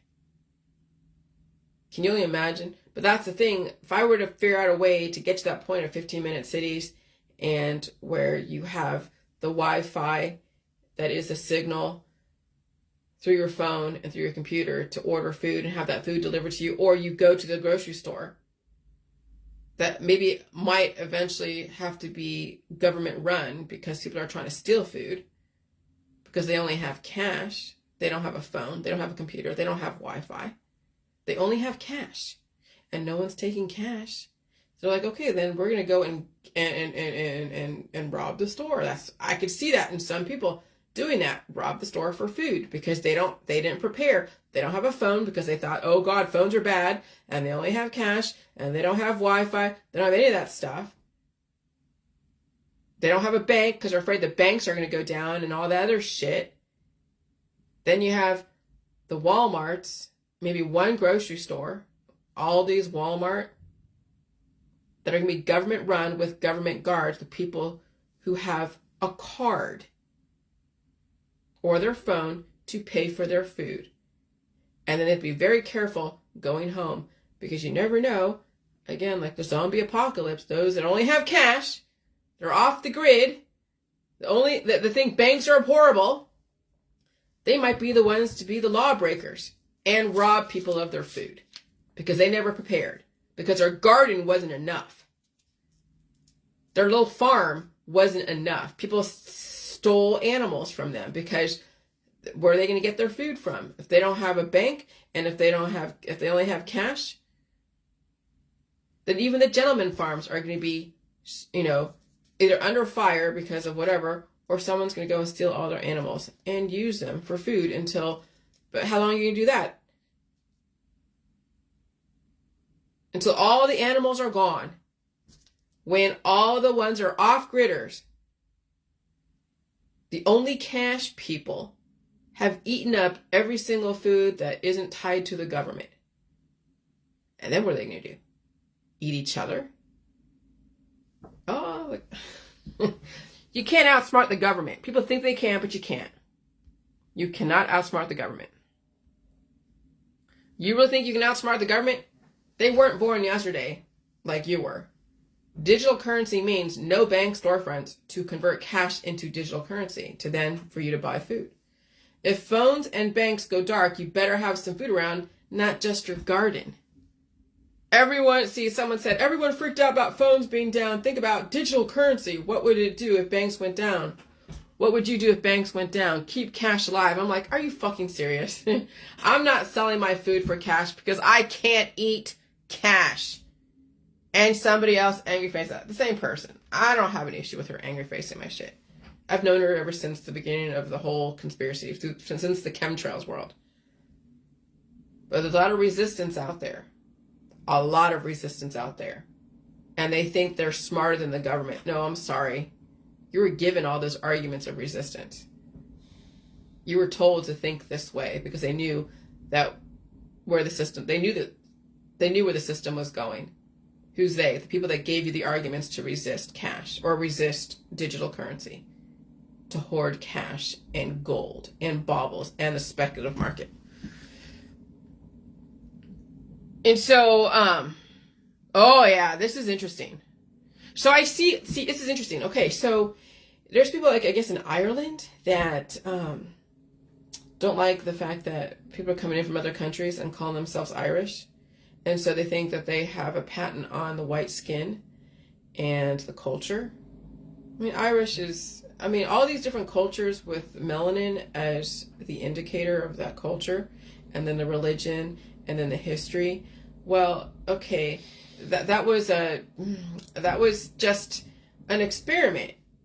When you have, over many years, you have India, you have Ireland, you have the Northern European countries, you have China or Asia, you have Africa and all that. And all people are just a product of their geographical location and their access to sun and, of course, their occupation. Because obviously if you work inside, you won't get as dark versus working outside, you get darker. And so melanin is based upon how, like, the origin Okay, so lack of melanin is based upon the lack of sun, in your region. Okay, so lack of melanin is lack of sun, more melanin, more sun. And then people die and reproduce on that. So they develop clones of themselves. But for you to actually evolve in a region, let's say you were from the equator, from Africa, and you moved to Northern Ireland, and you caught whatever, genetics that are in that environment, and you didn't treat disease, you just ate all the food that was necessary in that cold climate, and you felt all the sickness, and you see your melanin disappear because you need the UV rays. That melanin was blocking the UV rays. So you see your skin becoming lighter and lighter. And that's going to be the first 100 years. Second 100 years, other phenotypical characteristics change. The third 100 years, say 300 years later, you look like everyone else if they all kind of stayed the same. Light skin, blonde hair. Because even dark hair could be, as a protection against the sun. So you see I have like little white hairs. Remember the Hayflick limit. 50 is the Hayflick limit. I don't know exactly what, but see, I'm only 50 years old. I barely scratched the surface of even 100 or 200, and I'm in Ohio. That is a diverse population of black and white, mostly black and white. There's only a few Asians, a few Hindus. Okay? So if you live to be 300 years plus and you moved from equator to the northern European countries and you were able to change and evolve and assimilate to the population, a black person can turn white. So when people come in from other countries into Ireland, into England, into Scotland, you don't own your culture. You don't own your melanin or lack thereof. Okay? It might take more than 300 years to do that, and probably a little pain and suffering going through those changes. So a black person could turn white. So race and culture and identity are fluid if you're allowed to evolve. No one owns a patent on any race, ethnicity, and culture. Identify with whatever you want. It's your life, so as long as you're not harming others. Remember, I was raised Jewish. People are like, were there Asian Jews? Well, there is one now. I was converted back when I was a kid. No, I wasn't raised in Israel. I wasn't raised in the European countries. But Jewish is not an ethnicity. Jewish is a way of life. It's evolution. It's intellectual capability. It's not just a regional thing.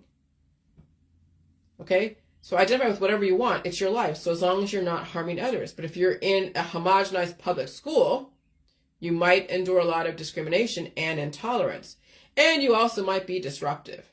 Would that be the place to identify as whatever? So that kid that identified as a cat and was preening itself and licking its paws in the classroom, that is not the place to do that. If you have to take a shower, you do it at home. And when you go to school, you don't take a shower at school unless you're in a situation like PE. And then you have to take a shower after PE. But you don't take a shower in your classroom. And so if you want to identify as a cat and that's part of your daily rituals, then you do that at home, not at public school. So if you choose to identify with something extremely off the beaten path, expect resistance. Maybe you need to give that time.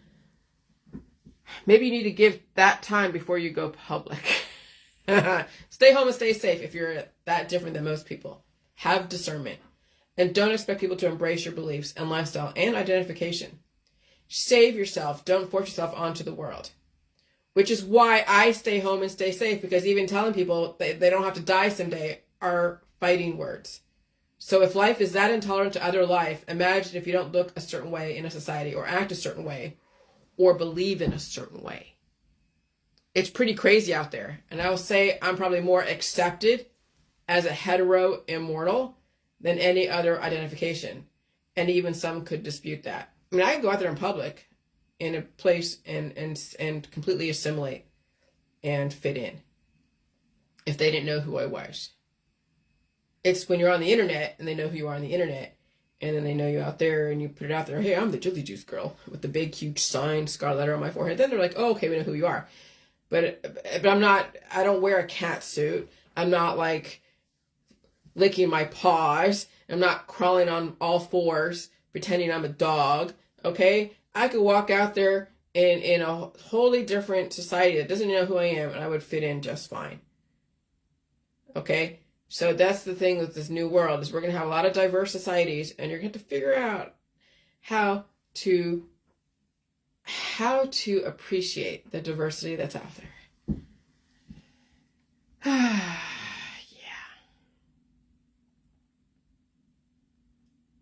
All right.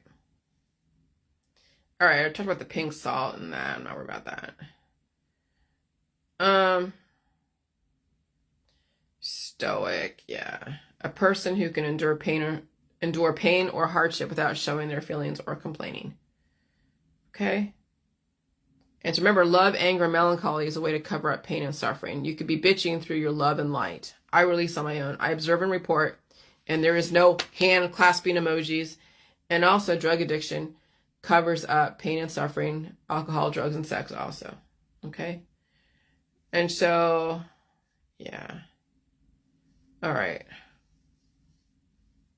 Okay, something about a cult. All right. This is a lot to read.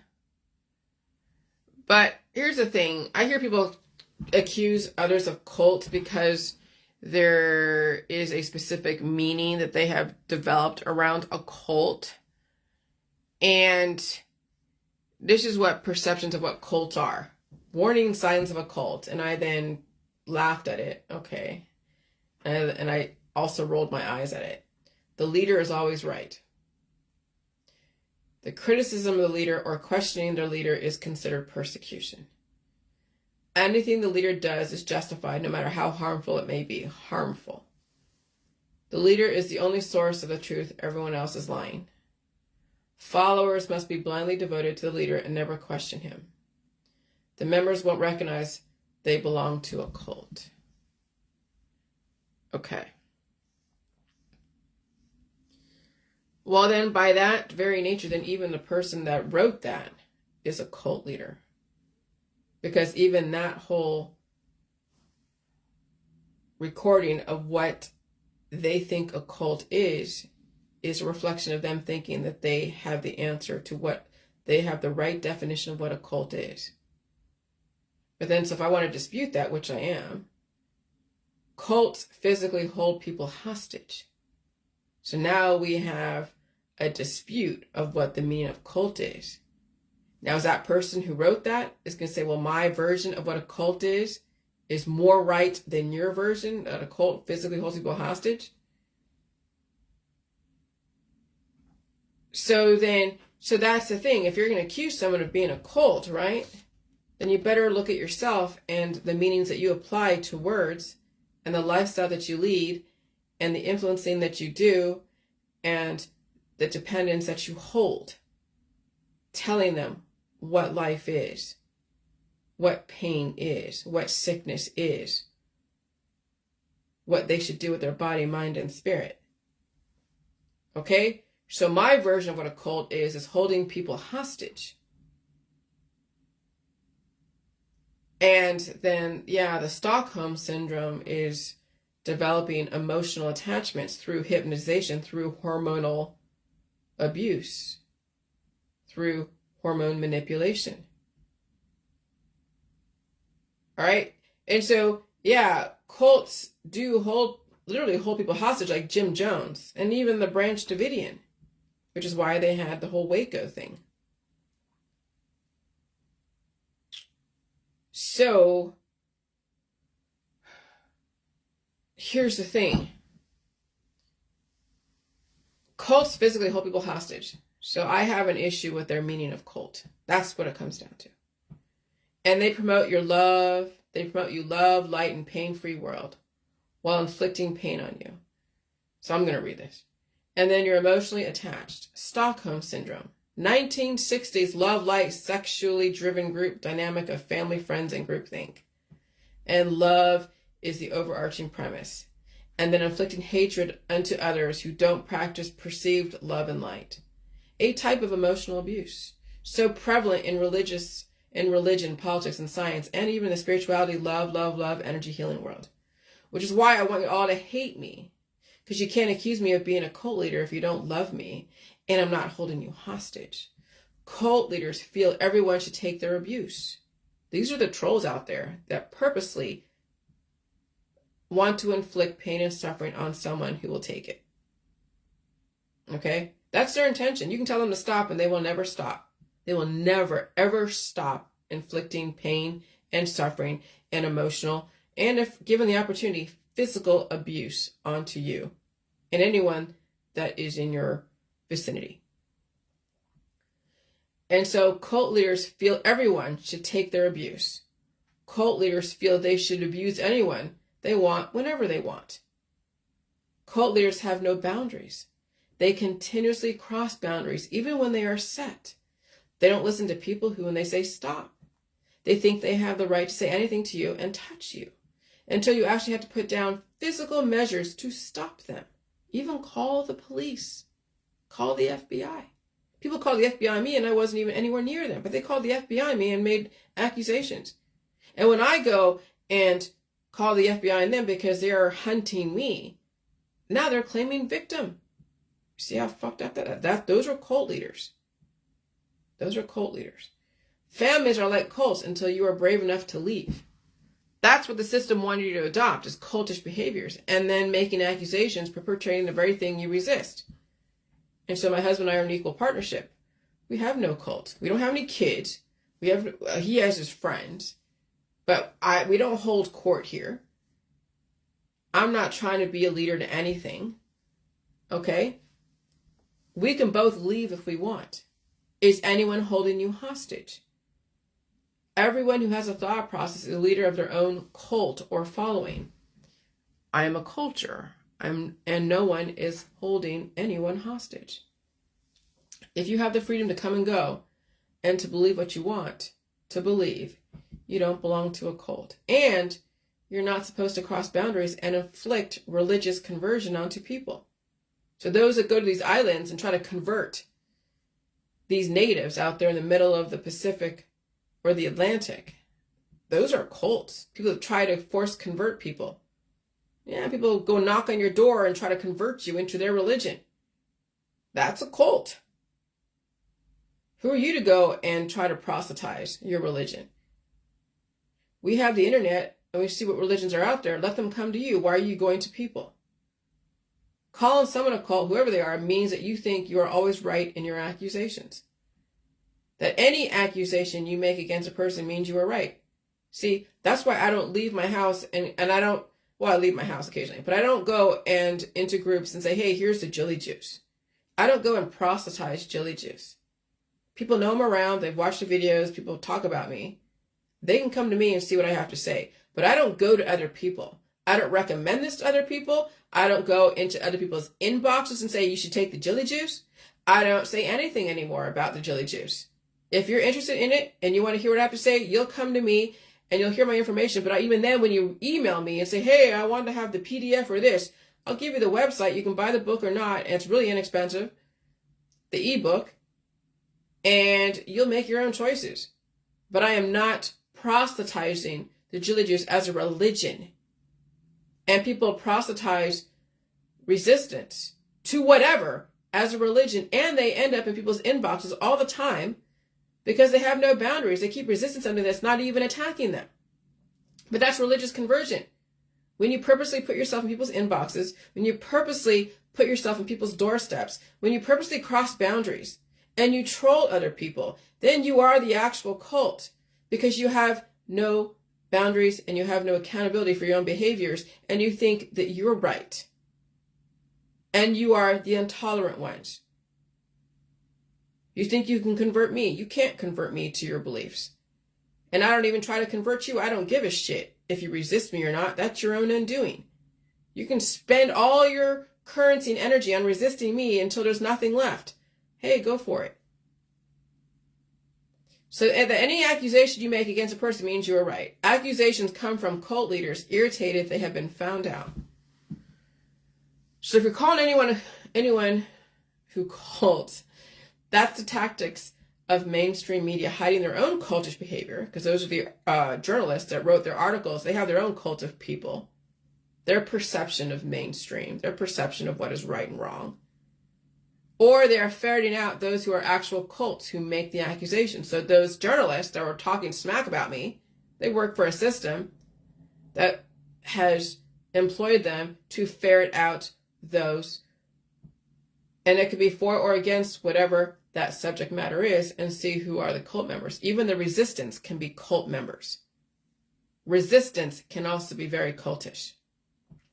Be careful who you accuse. You might actually be a cult leader holding people hostage with accusations. If you know people who have been held hostage like Jim Jones, Compound, or David Koresh, Branch Davidian, please call the FBI. Don't make unsubstantiated claims against anyone. Call the FBI. When someone has boundaries and they apply boundaries and you call them a cult leader because they won't take your abuse, that's a cult leader. Who's a cult leader? Anyone who feels they have the right to abuse people verbally, physically, financially, spiritually. Cult leaders want no boundaries, and they want to abuse people whenever they want, whenever they can.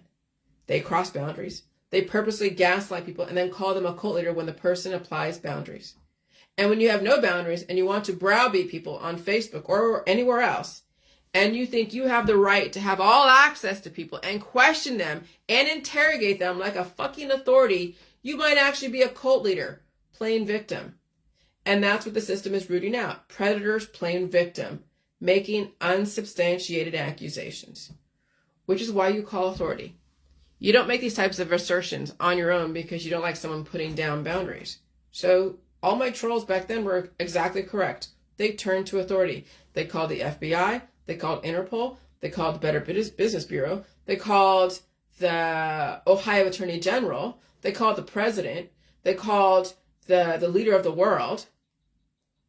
And they warned everyone, hey, let the system figure out if she's dangerous. The system only said, you can't make claims. Here's where you need to fix your issue. And that was it.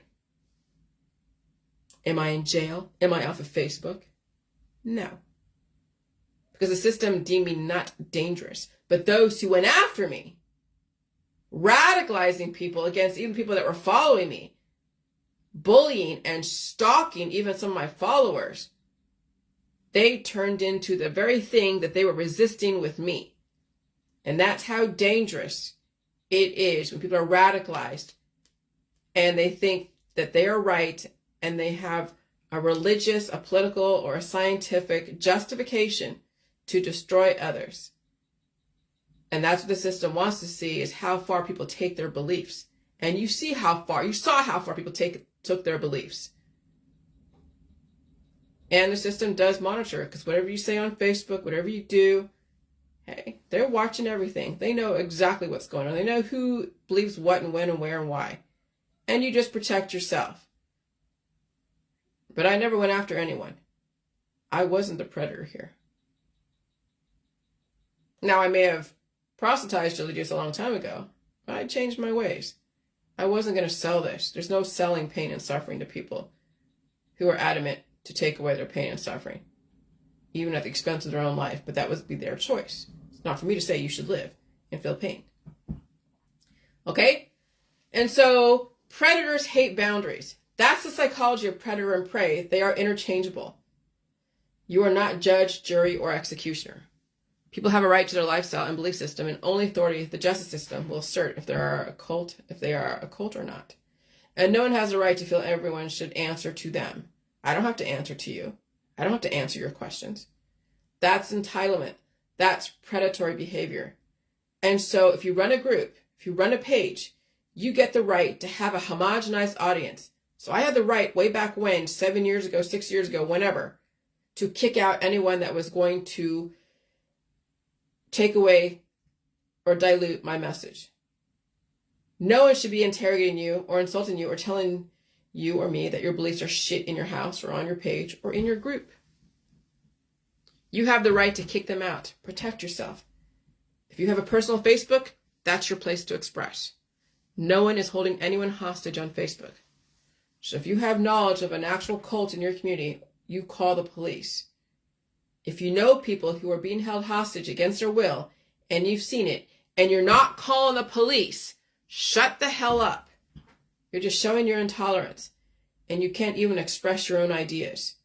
Only resist others. People who resist others have no ideas of their own.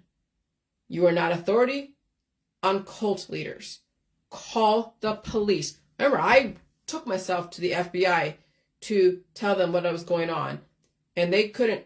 I can't claim victim until they made sure I was not an actual predator. Okay? I put myself in the FBI so I could tell them what was going on, and then they could do their own interrogation, and they did. Am I in jail? No. You are not the authority on cult leaders. Call the police, call the FBI. You might think your leadership is like a cult leader. Okay, you might think Yuval or anyone else out there in the World Economic Forum are cult leaders. If you have the choice to come and go as you please on some level, if you're being given a way out of this miserable world called your life at your own hand, you're not in a cult.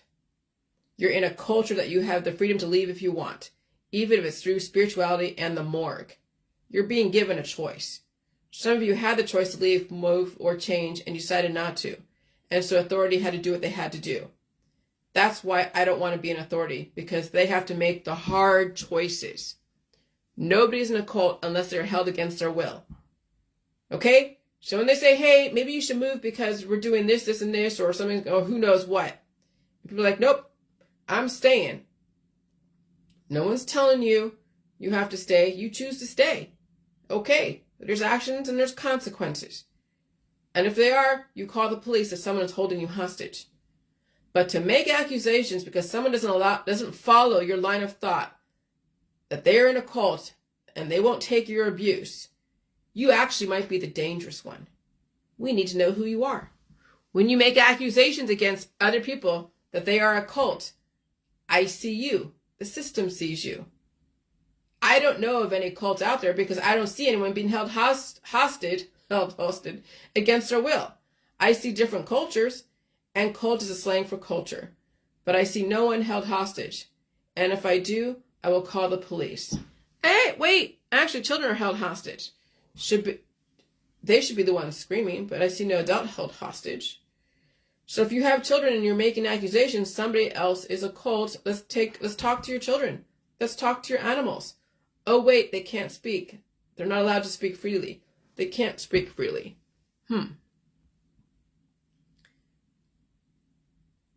And so, here's the thing. Hold on. What did I say over here? Oh, okay. Now I understand why the family and the cult of the family and the children are dependents are held hostage. The 1960s, that's America. Charles Manson was trying to tell you, it's the cult of the families was destroying society, making accusations, oozing yellow, red, and black bile, and then justifying. Okay. And so, all right, hold on a second.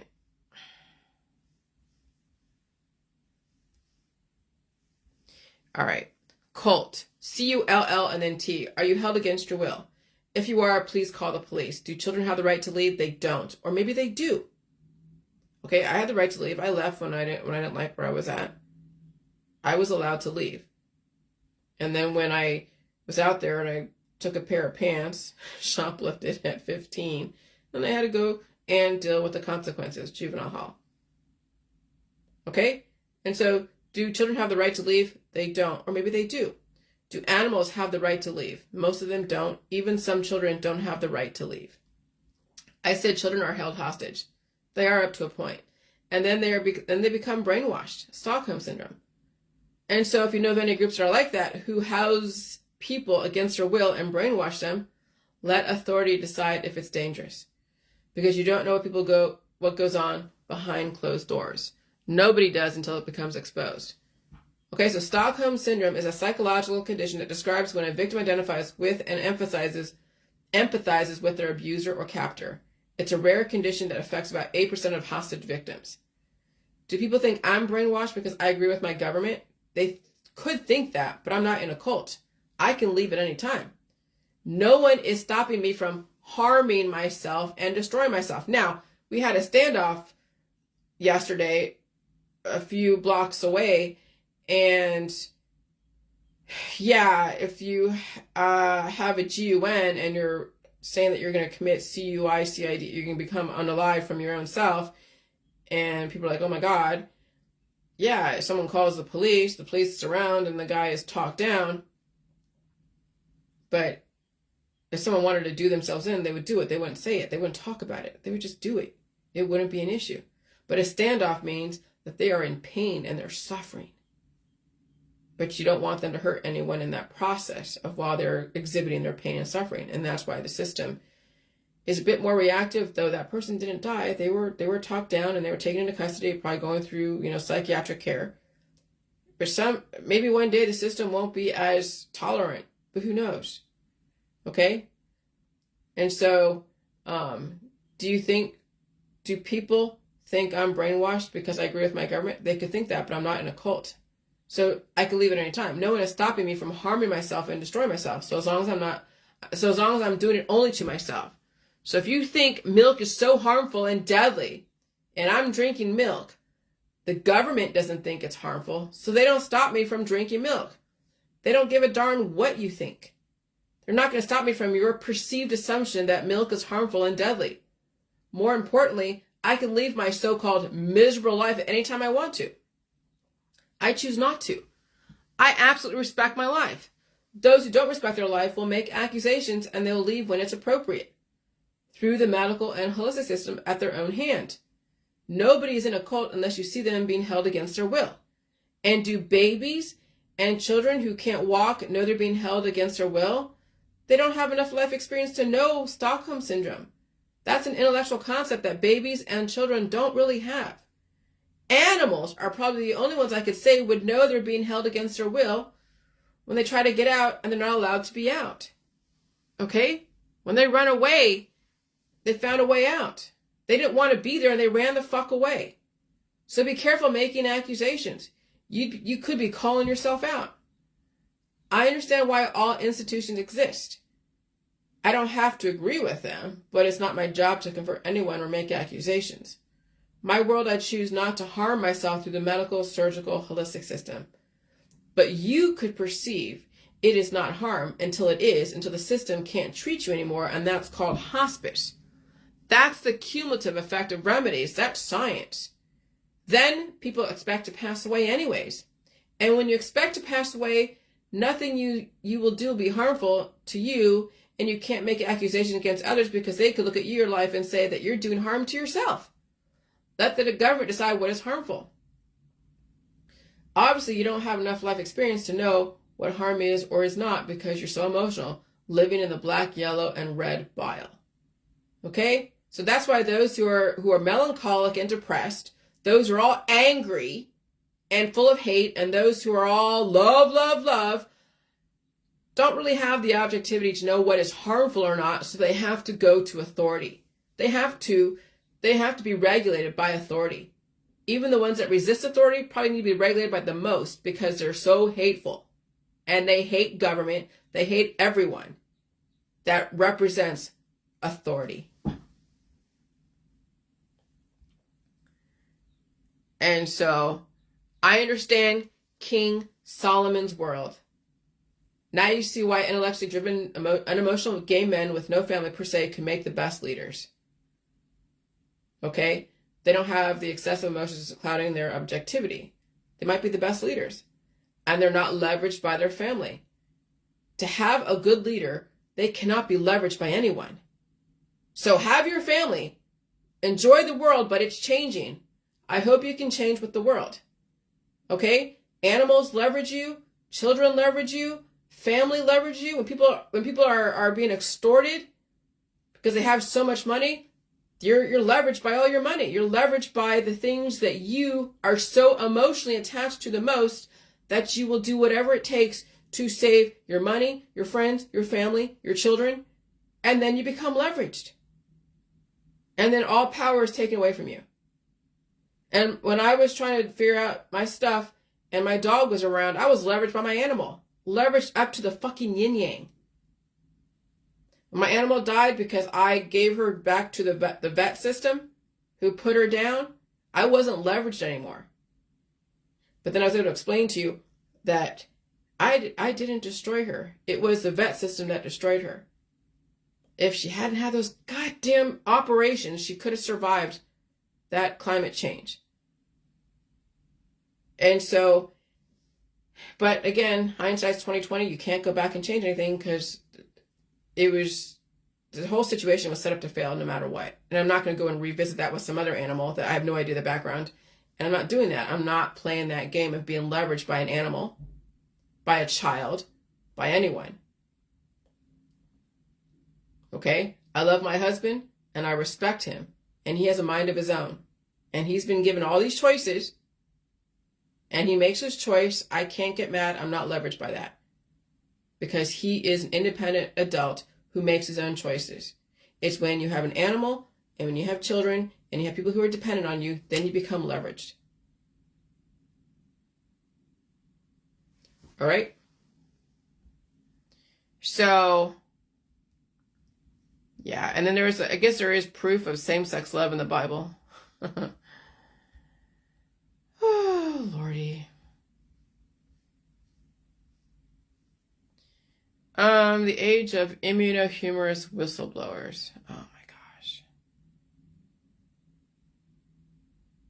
Okay.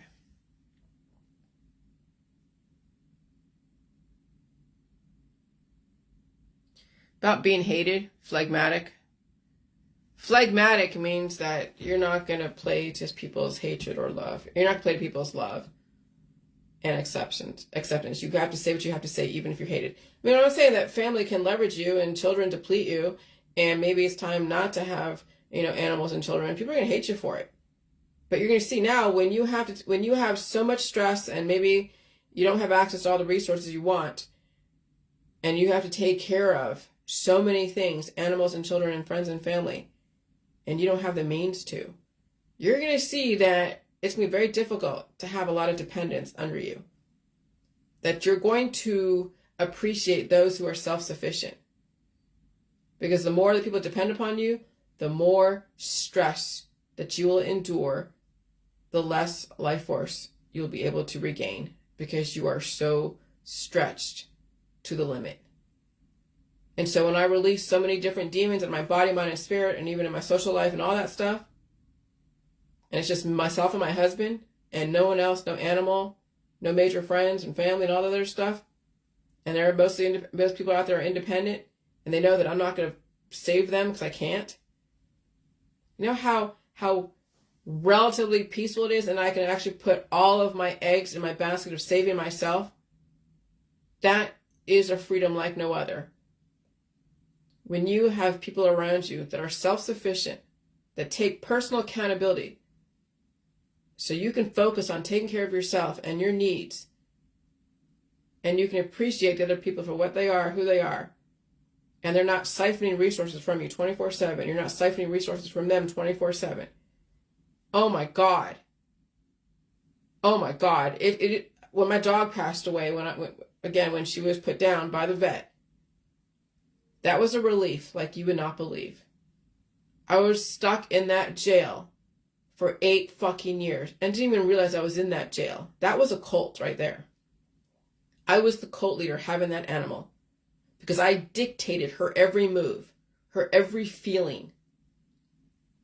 And that is a power that is addicting, but it's also destructive. And when I didn't have that animal and I didn't take on another one, I felt so free. Like, I'm serious. It was a feeling like you would not believe.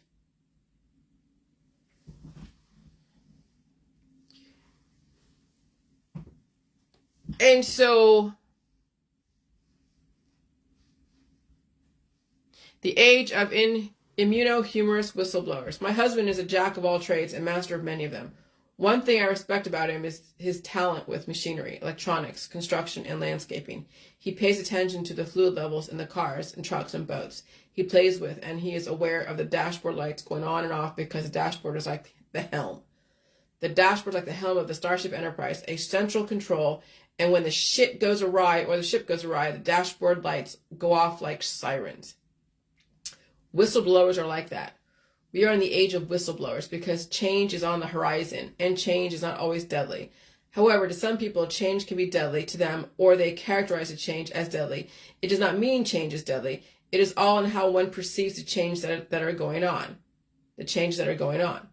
I choose to perceive the changes as something needed and required to carry on the human race. I also know many people will be sacrificed by their own choices and choice.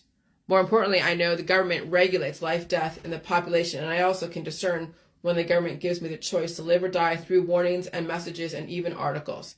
Given I'm a phlegmatic, my indicators of danger via pain and suffering alerts me to the changes going on in my society, and I get into action and I prepare myself and do the best I can to survive the changes on the horizon or even what's going on right now. I am not lost in the emotions of love, hate, resistance, depression, or surrounded by distractions turning on the faucets of hormones as a painkiller. I will feel every bit of pain there is to feel that I cannot control, and I am better for it. You see, it is easier to be hated than loved because people leave you alone when it's easier to block people who outright hate you, and no one is lavishing their love on you, so you get the freedom. I get the freedom. So don't love me, and if you overtly hate me, I will block you and delete you. And so if you truly want to understand my world, you'll do your job and go home. You won't make so many friends at the workplace. You cover yourself legally. You don't worship your husband or wife. You respect them. You won't have any pets or children or any friends and family, really. And when you walk away from people and you don't get so close to them, they will hate you for it. Do you have the strength to be hated? That's the power of my world, which is why not many people can do my world. Even when they say they can, time will tell. Okay? Yes, the J world is replicable to those who want to find that power within themselves. And we are in a huge scale down, but let the best culture win. You might be the last man standing in your circle of people. Can you survive being the last man standing? Or will you die with your friends and family? Will you choose to die first so you don't have to die alone? That's not my world, because choosing to live despite everyone around you wanting to die will make you hated because you want to be loved. You want to be loved to death if you don't want to be hated. Sometimes being hated will give you the spark of life. Not hating on someone, but to actually endure the hatred of others will give you the spark of life. Do you have what it takes? Most of you do not. Organically, you might be the only one left standing. When no one's left to love you, could you survive? When you are by yourself with no animals, friends, or family, only your government to keep the infrastructure going, could you survive? I will say most of you could not, and even in the J world, which is why I say it's too early to say that you haven't made and you figured it out. It's too early for even me to claim victory. But I'm surviving each change, and I talk about it. Okay? So that's what I'm saying. 2030 is when my next book will be out, and we still have the next how many years to go through the changes. All of you are in different situations. You have friends, your family, you have jobs, your different blood types. You have, just different living situations. There's still the natural disasters and the other disasters and the economical disasters. And how are you going to respond? What's happening? What kind of intellectual capability are you taking on? What has changed in your world?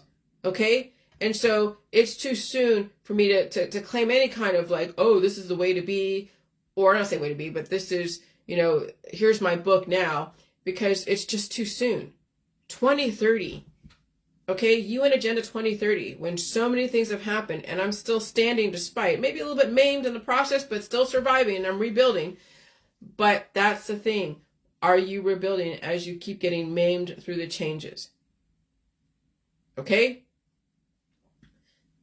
It's like, I don't know. I'm trying to think of an analogy, but see those that are in like Florida, the southern tip of Florida, and there's hurricanes going in, and the hurricane just levels that area, and then they go and rebuild again, and the hurricane keeps leveling, and they keep rebuilding. Well, I don't know if that's the right analogy of where I'm coming from, But when the climate changes and you're exposed to people in small circumstances or large circumstances, and you finally scale down your large circumstances to basically one person or no people around you, and minimally when you go out in public and you get maimed in the process because of diverse microbes, it's an easier time to rebuild and you can survive.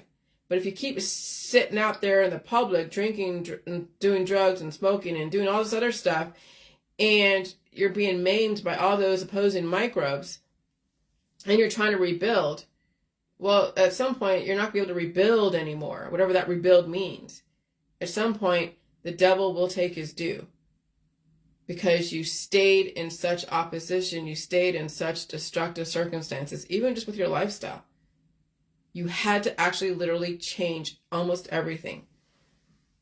Or you end up being someone like in Florida where they keep getting decimated and then rebuilding until all out destruction. You can't rebuild anymore because it's covered with water.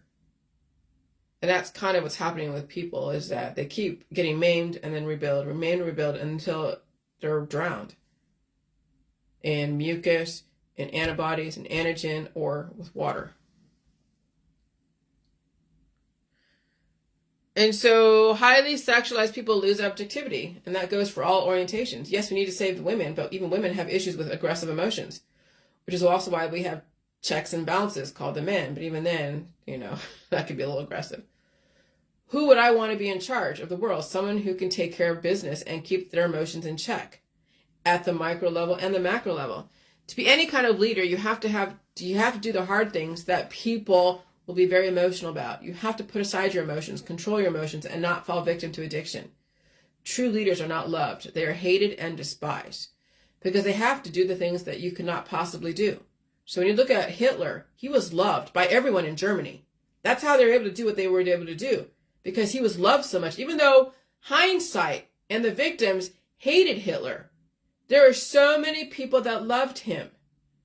Now, I want to be hated, not loved, and I'm not even doing anything to you. I'm not galvanizing forces against you, your friends, your family, whatever. I'm not radicalizing people against you. Okay? And so the sweet spot of feeling the power of your own longevity is to be hated and not be loved and not be radicalizing people against a person, place, or thing. It's to save yourself. That's literally what the sweet spot of the power is that you're able to endure your own pain and suffering. You're not trying to gain market share of having everyone love you. And the only reason why people hate you is because you're not falling victim to all of the pleasure and paradise that people want you to go in and involve yourself with. Because I'm telling you, once you extricate yourself from your friends and your family and the group think, and people are like, well, why didn't you hang out with us? Why aren't you drinking with us? Why didn't you go to this party? Why didn't you go and buy me this present? Why didn't you do this? Why didn't you do that? And then you're like, well, because you're microbes. I can't handle it. It's activating my immune system. I have to do this slowly. You guys keep bringing up stuff that I just can't keep. They'll be like, well, don't you go get treated? And you're like, no, I don't want to get treated. They're like, well, what's wrong with you? There's something wrong with you. And they're like, oh yeah, she has a mental illness. You can only imagine what people do to others when they're trying to change. They're hated for it. When they say, well, I don't want to die someday, and their friends and family are all about dying, and they're like, oh, I don't want to die someday. I don't want to end up like you. I'm like, what do you mean end up like me? What's wrong with me that you don't want to end up like? People take it personally. Oh yeah, naturally, to save yourself, you will be hated by the people around you. Or they just be like, yeah, whatever. So you just assume they hate you.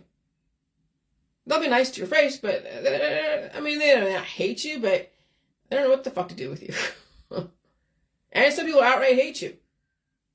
Because when you put those ideologies out, when you put those belief systems out, when you put your position to save yourself that is diametrically opposed to what others are doing, most people are doing, that's when you start activating the trolls. And so people don't say anything because they don't want to activate the trolls, but then they have to deal with their friends and family. And then they lose their friends and family. And they're by themselves. So the only way for them not to be by themselves is to find like-minded people, but in order to do that, you have to be vocal or you're an island unto yourself. And that's a difficult place to be in. And so that's why I don't get a lot of likes on my Facebook posts, because people don't want to take that position and then be outed. Do you see what I'm saying? So that's why the J world is such a catch-22. It's like, it's definitely a weird place to be. To be acknowledged and stalked, but neither loved, mostly hated. And if you're loved, I don't want that love. And I can't even say respected. Just like looking at a growth on your body going like, where did that come from? Like, just puzzled. People are puzzled by my information. Fucking puzzled. Oh, yeah. So imagine what's like when you want to extricate yourself from the group. You will get such resistance. I gotta pee. Oh my God. All right, I'm not going to fart this time.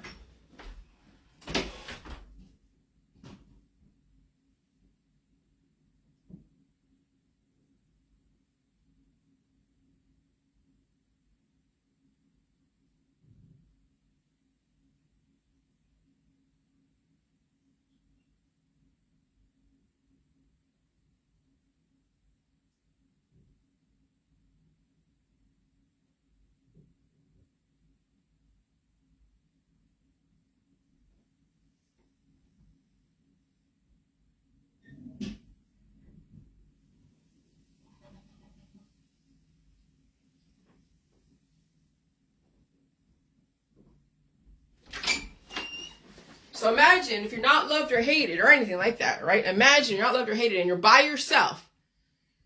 Imagine how much thinking you can get done. Imagine. God, I hate when my door closes like that. Imagine how much work you can get done. How much thinking you can get done. That's the beauty of being in that sweet spot of not being loved or hated.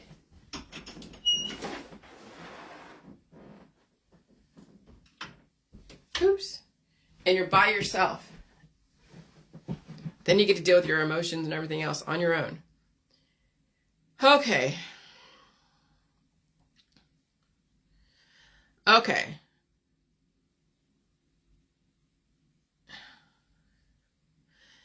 And true leaders are not loved. They are hated, despised, because they have to do the things that you could not possibly do. That's why you understand why emotions can be great fun, but can also be very deadly. Your out of control emotions cloud your judgment, which is also why you have all the religions and politics and activism and the medicines.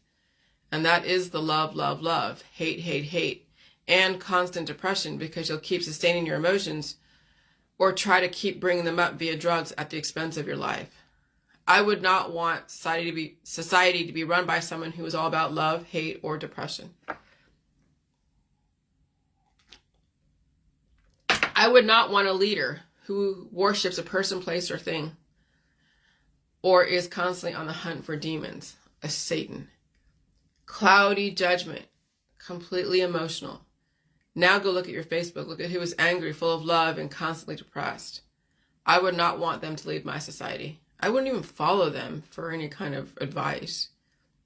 When you don't have a dog, cat, or a pet, or a child, or a partner you worship to death, when you don't have family and friends, you might actually understand where I'm coming from. When you're on your own most of the time with no social interaction and you face your pain and suffering and phlegmatic, you might understand this type of power. I have glimpses of it. Believe me, I'm not there yet. But I see the light at the end of the tunnel. That's why I recognize the leaders of the world are who they are. They are what you need. Maybe not what you want. And I have a healthy respect for what they're doing. I don't want to be in their shoes.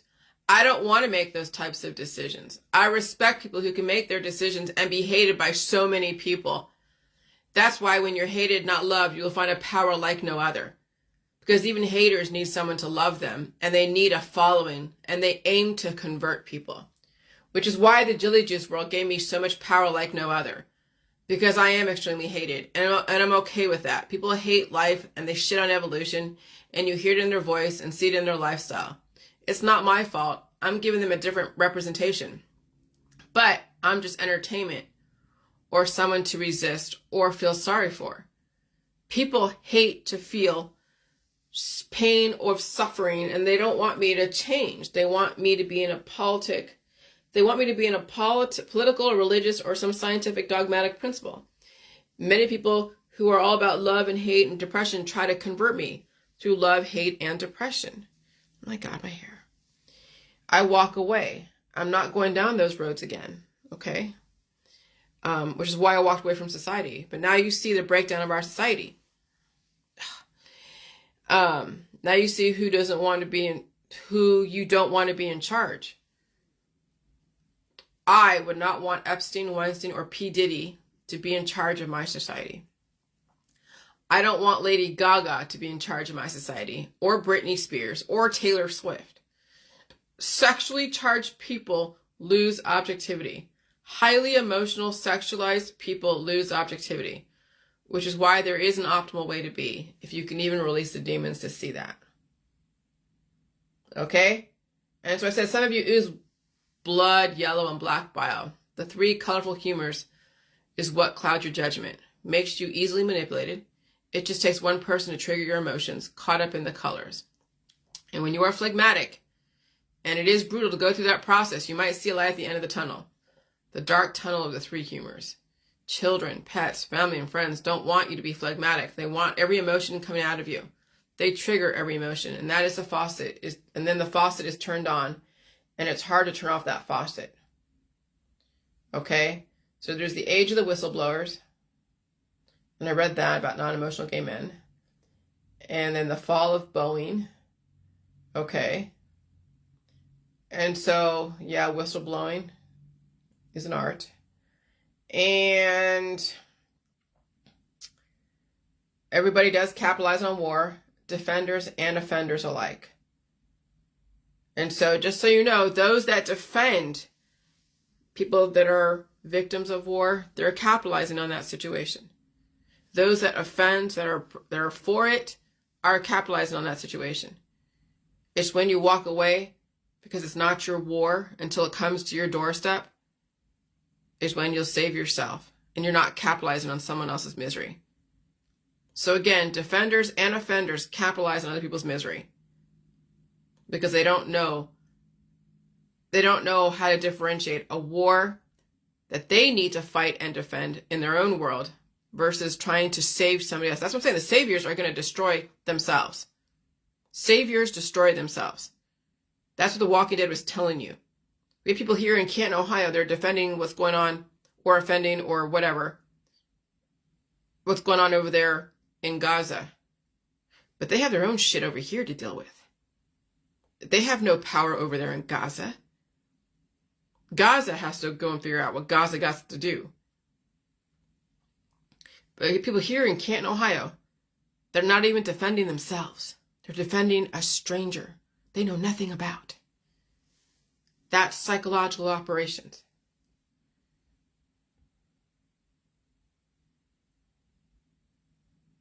And so I said, in order to have a Satan, one must entertain a savior, and they are interchangeable. You either support life or support death. I support life, and I do not subscribe to Satan's or saviors. That is the government's responsibility. They regulate life via death. I just release the demons and keep to myself and keep myself alive, and I mind my own business, and I'm apolitical. Why? Because Satan is a savior, while saviors are safe Satans in all matter of perspective. And so, yeah. So anyways, that's all I'm going to say right now. But you see, I mean, I had back-to-back viruses the last 2 weeks. Okay? And as this environment becomes continuously aggressive, this is the building up of the strong and washing away the weak. And then you will have to determine if you're strong or weak. Listen to indicators. And if you have the means to move away from areas that you might sustain some major aggressive damage that's not worth rebuilding. And that's what goes on in hospice. People sustain so much damage, they don't have it within them to rebuild anymore. And so if you're in California, if you're in the coastlines, if you're in areas that are high prone to fire, high fire danger, at some point you're going to get tired of rebuilding. and then you'll just be washed away or burned up or who knows what. At some point, you're going to have to figure out how to change. So when you do rebuild, it's not going to get destroyed to such an extent that it's not worth rebuilding. And I don't know what that looks like. You'll figure it out. But listen to the indicators. All right, bye.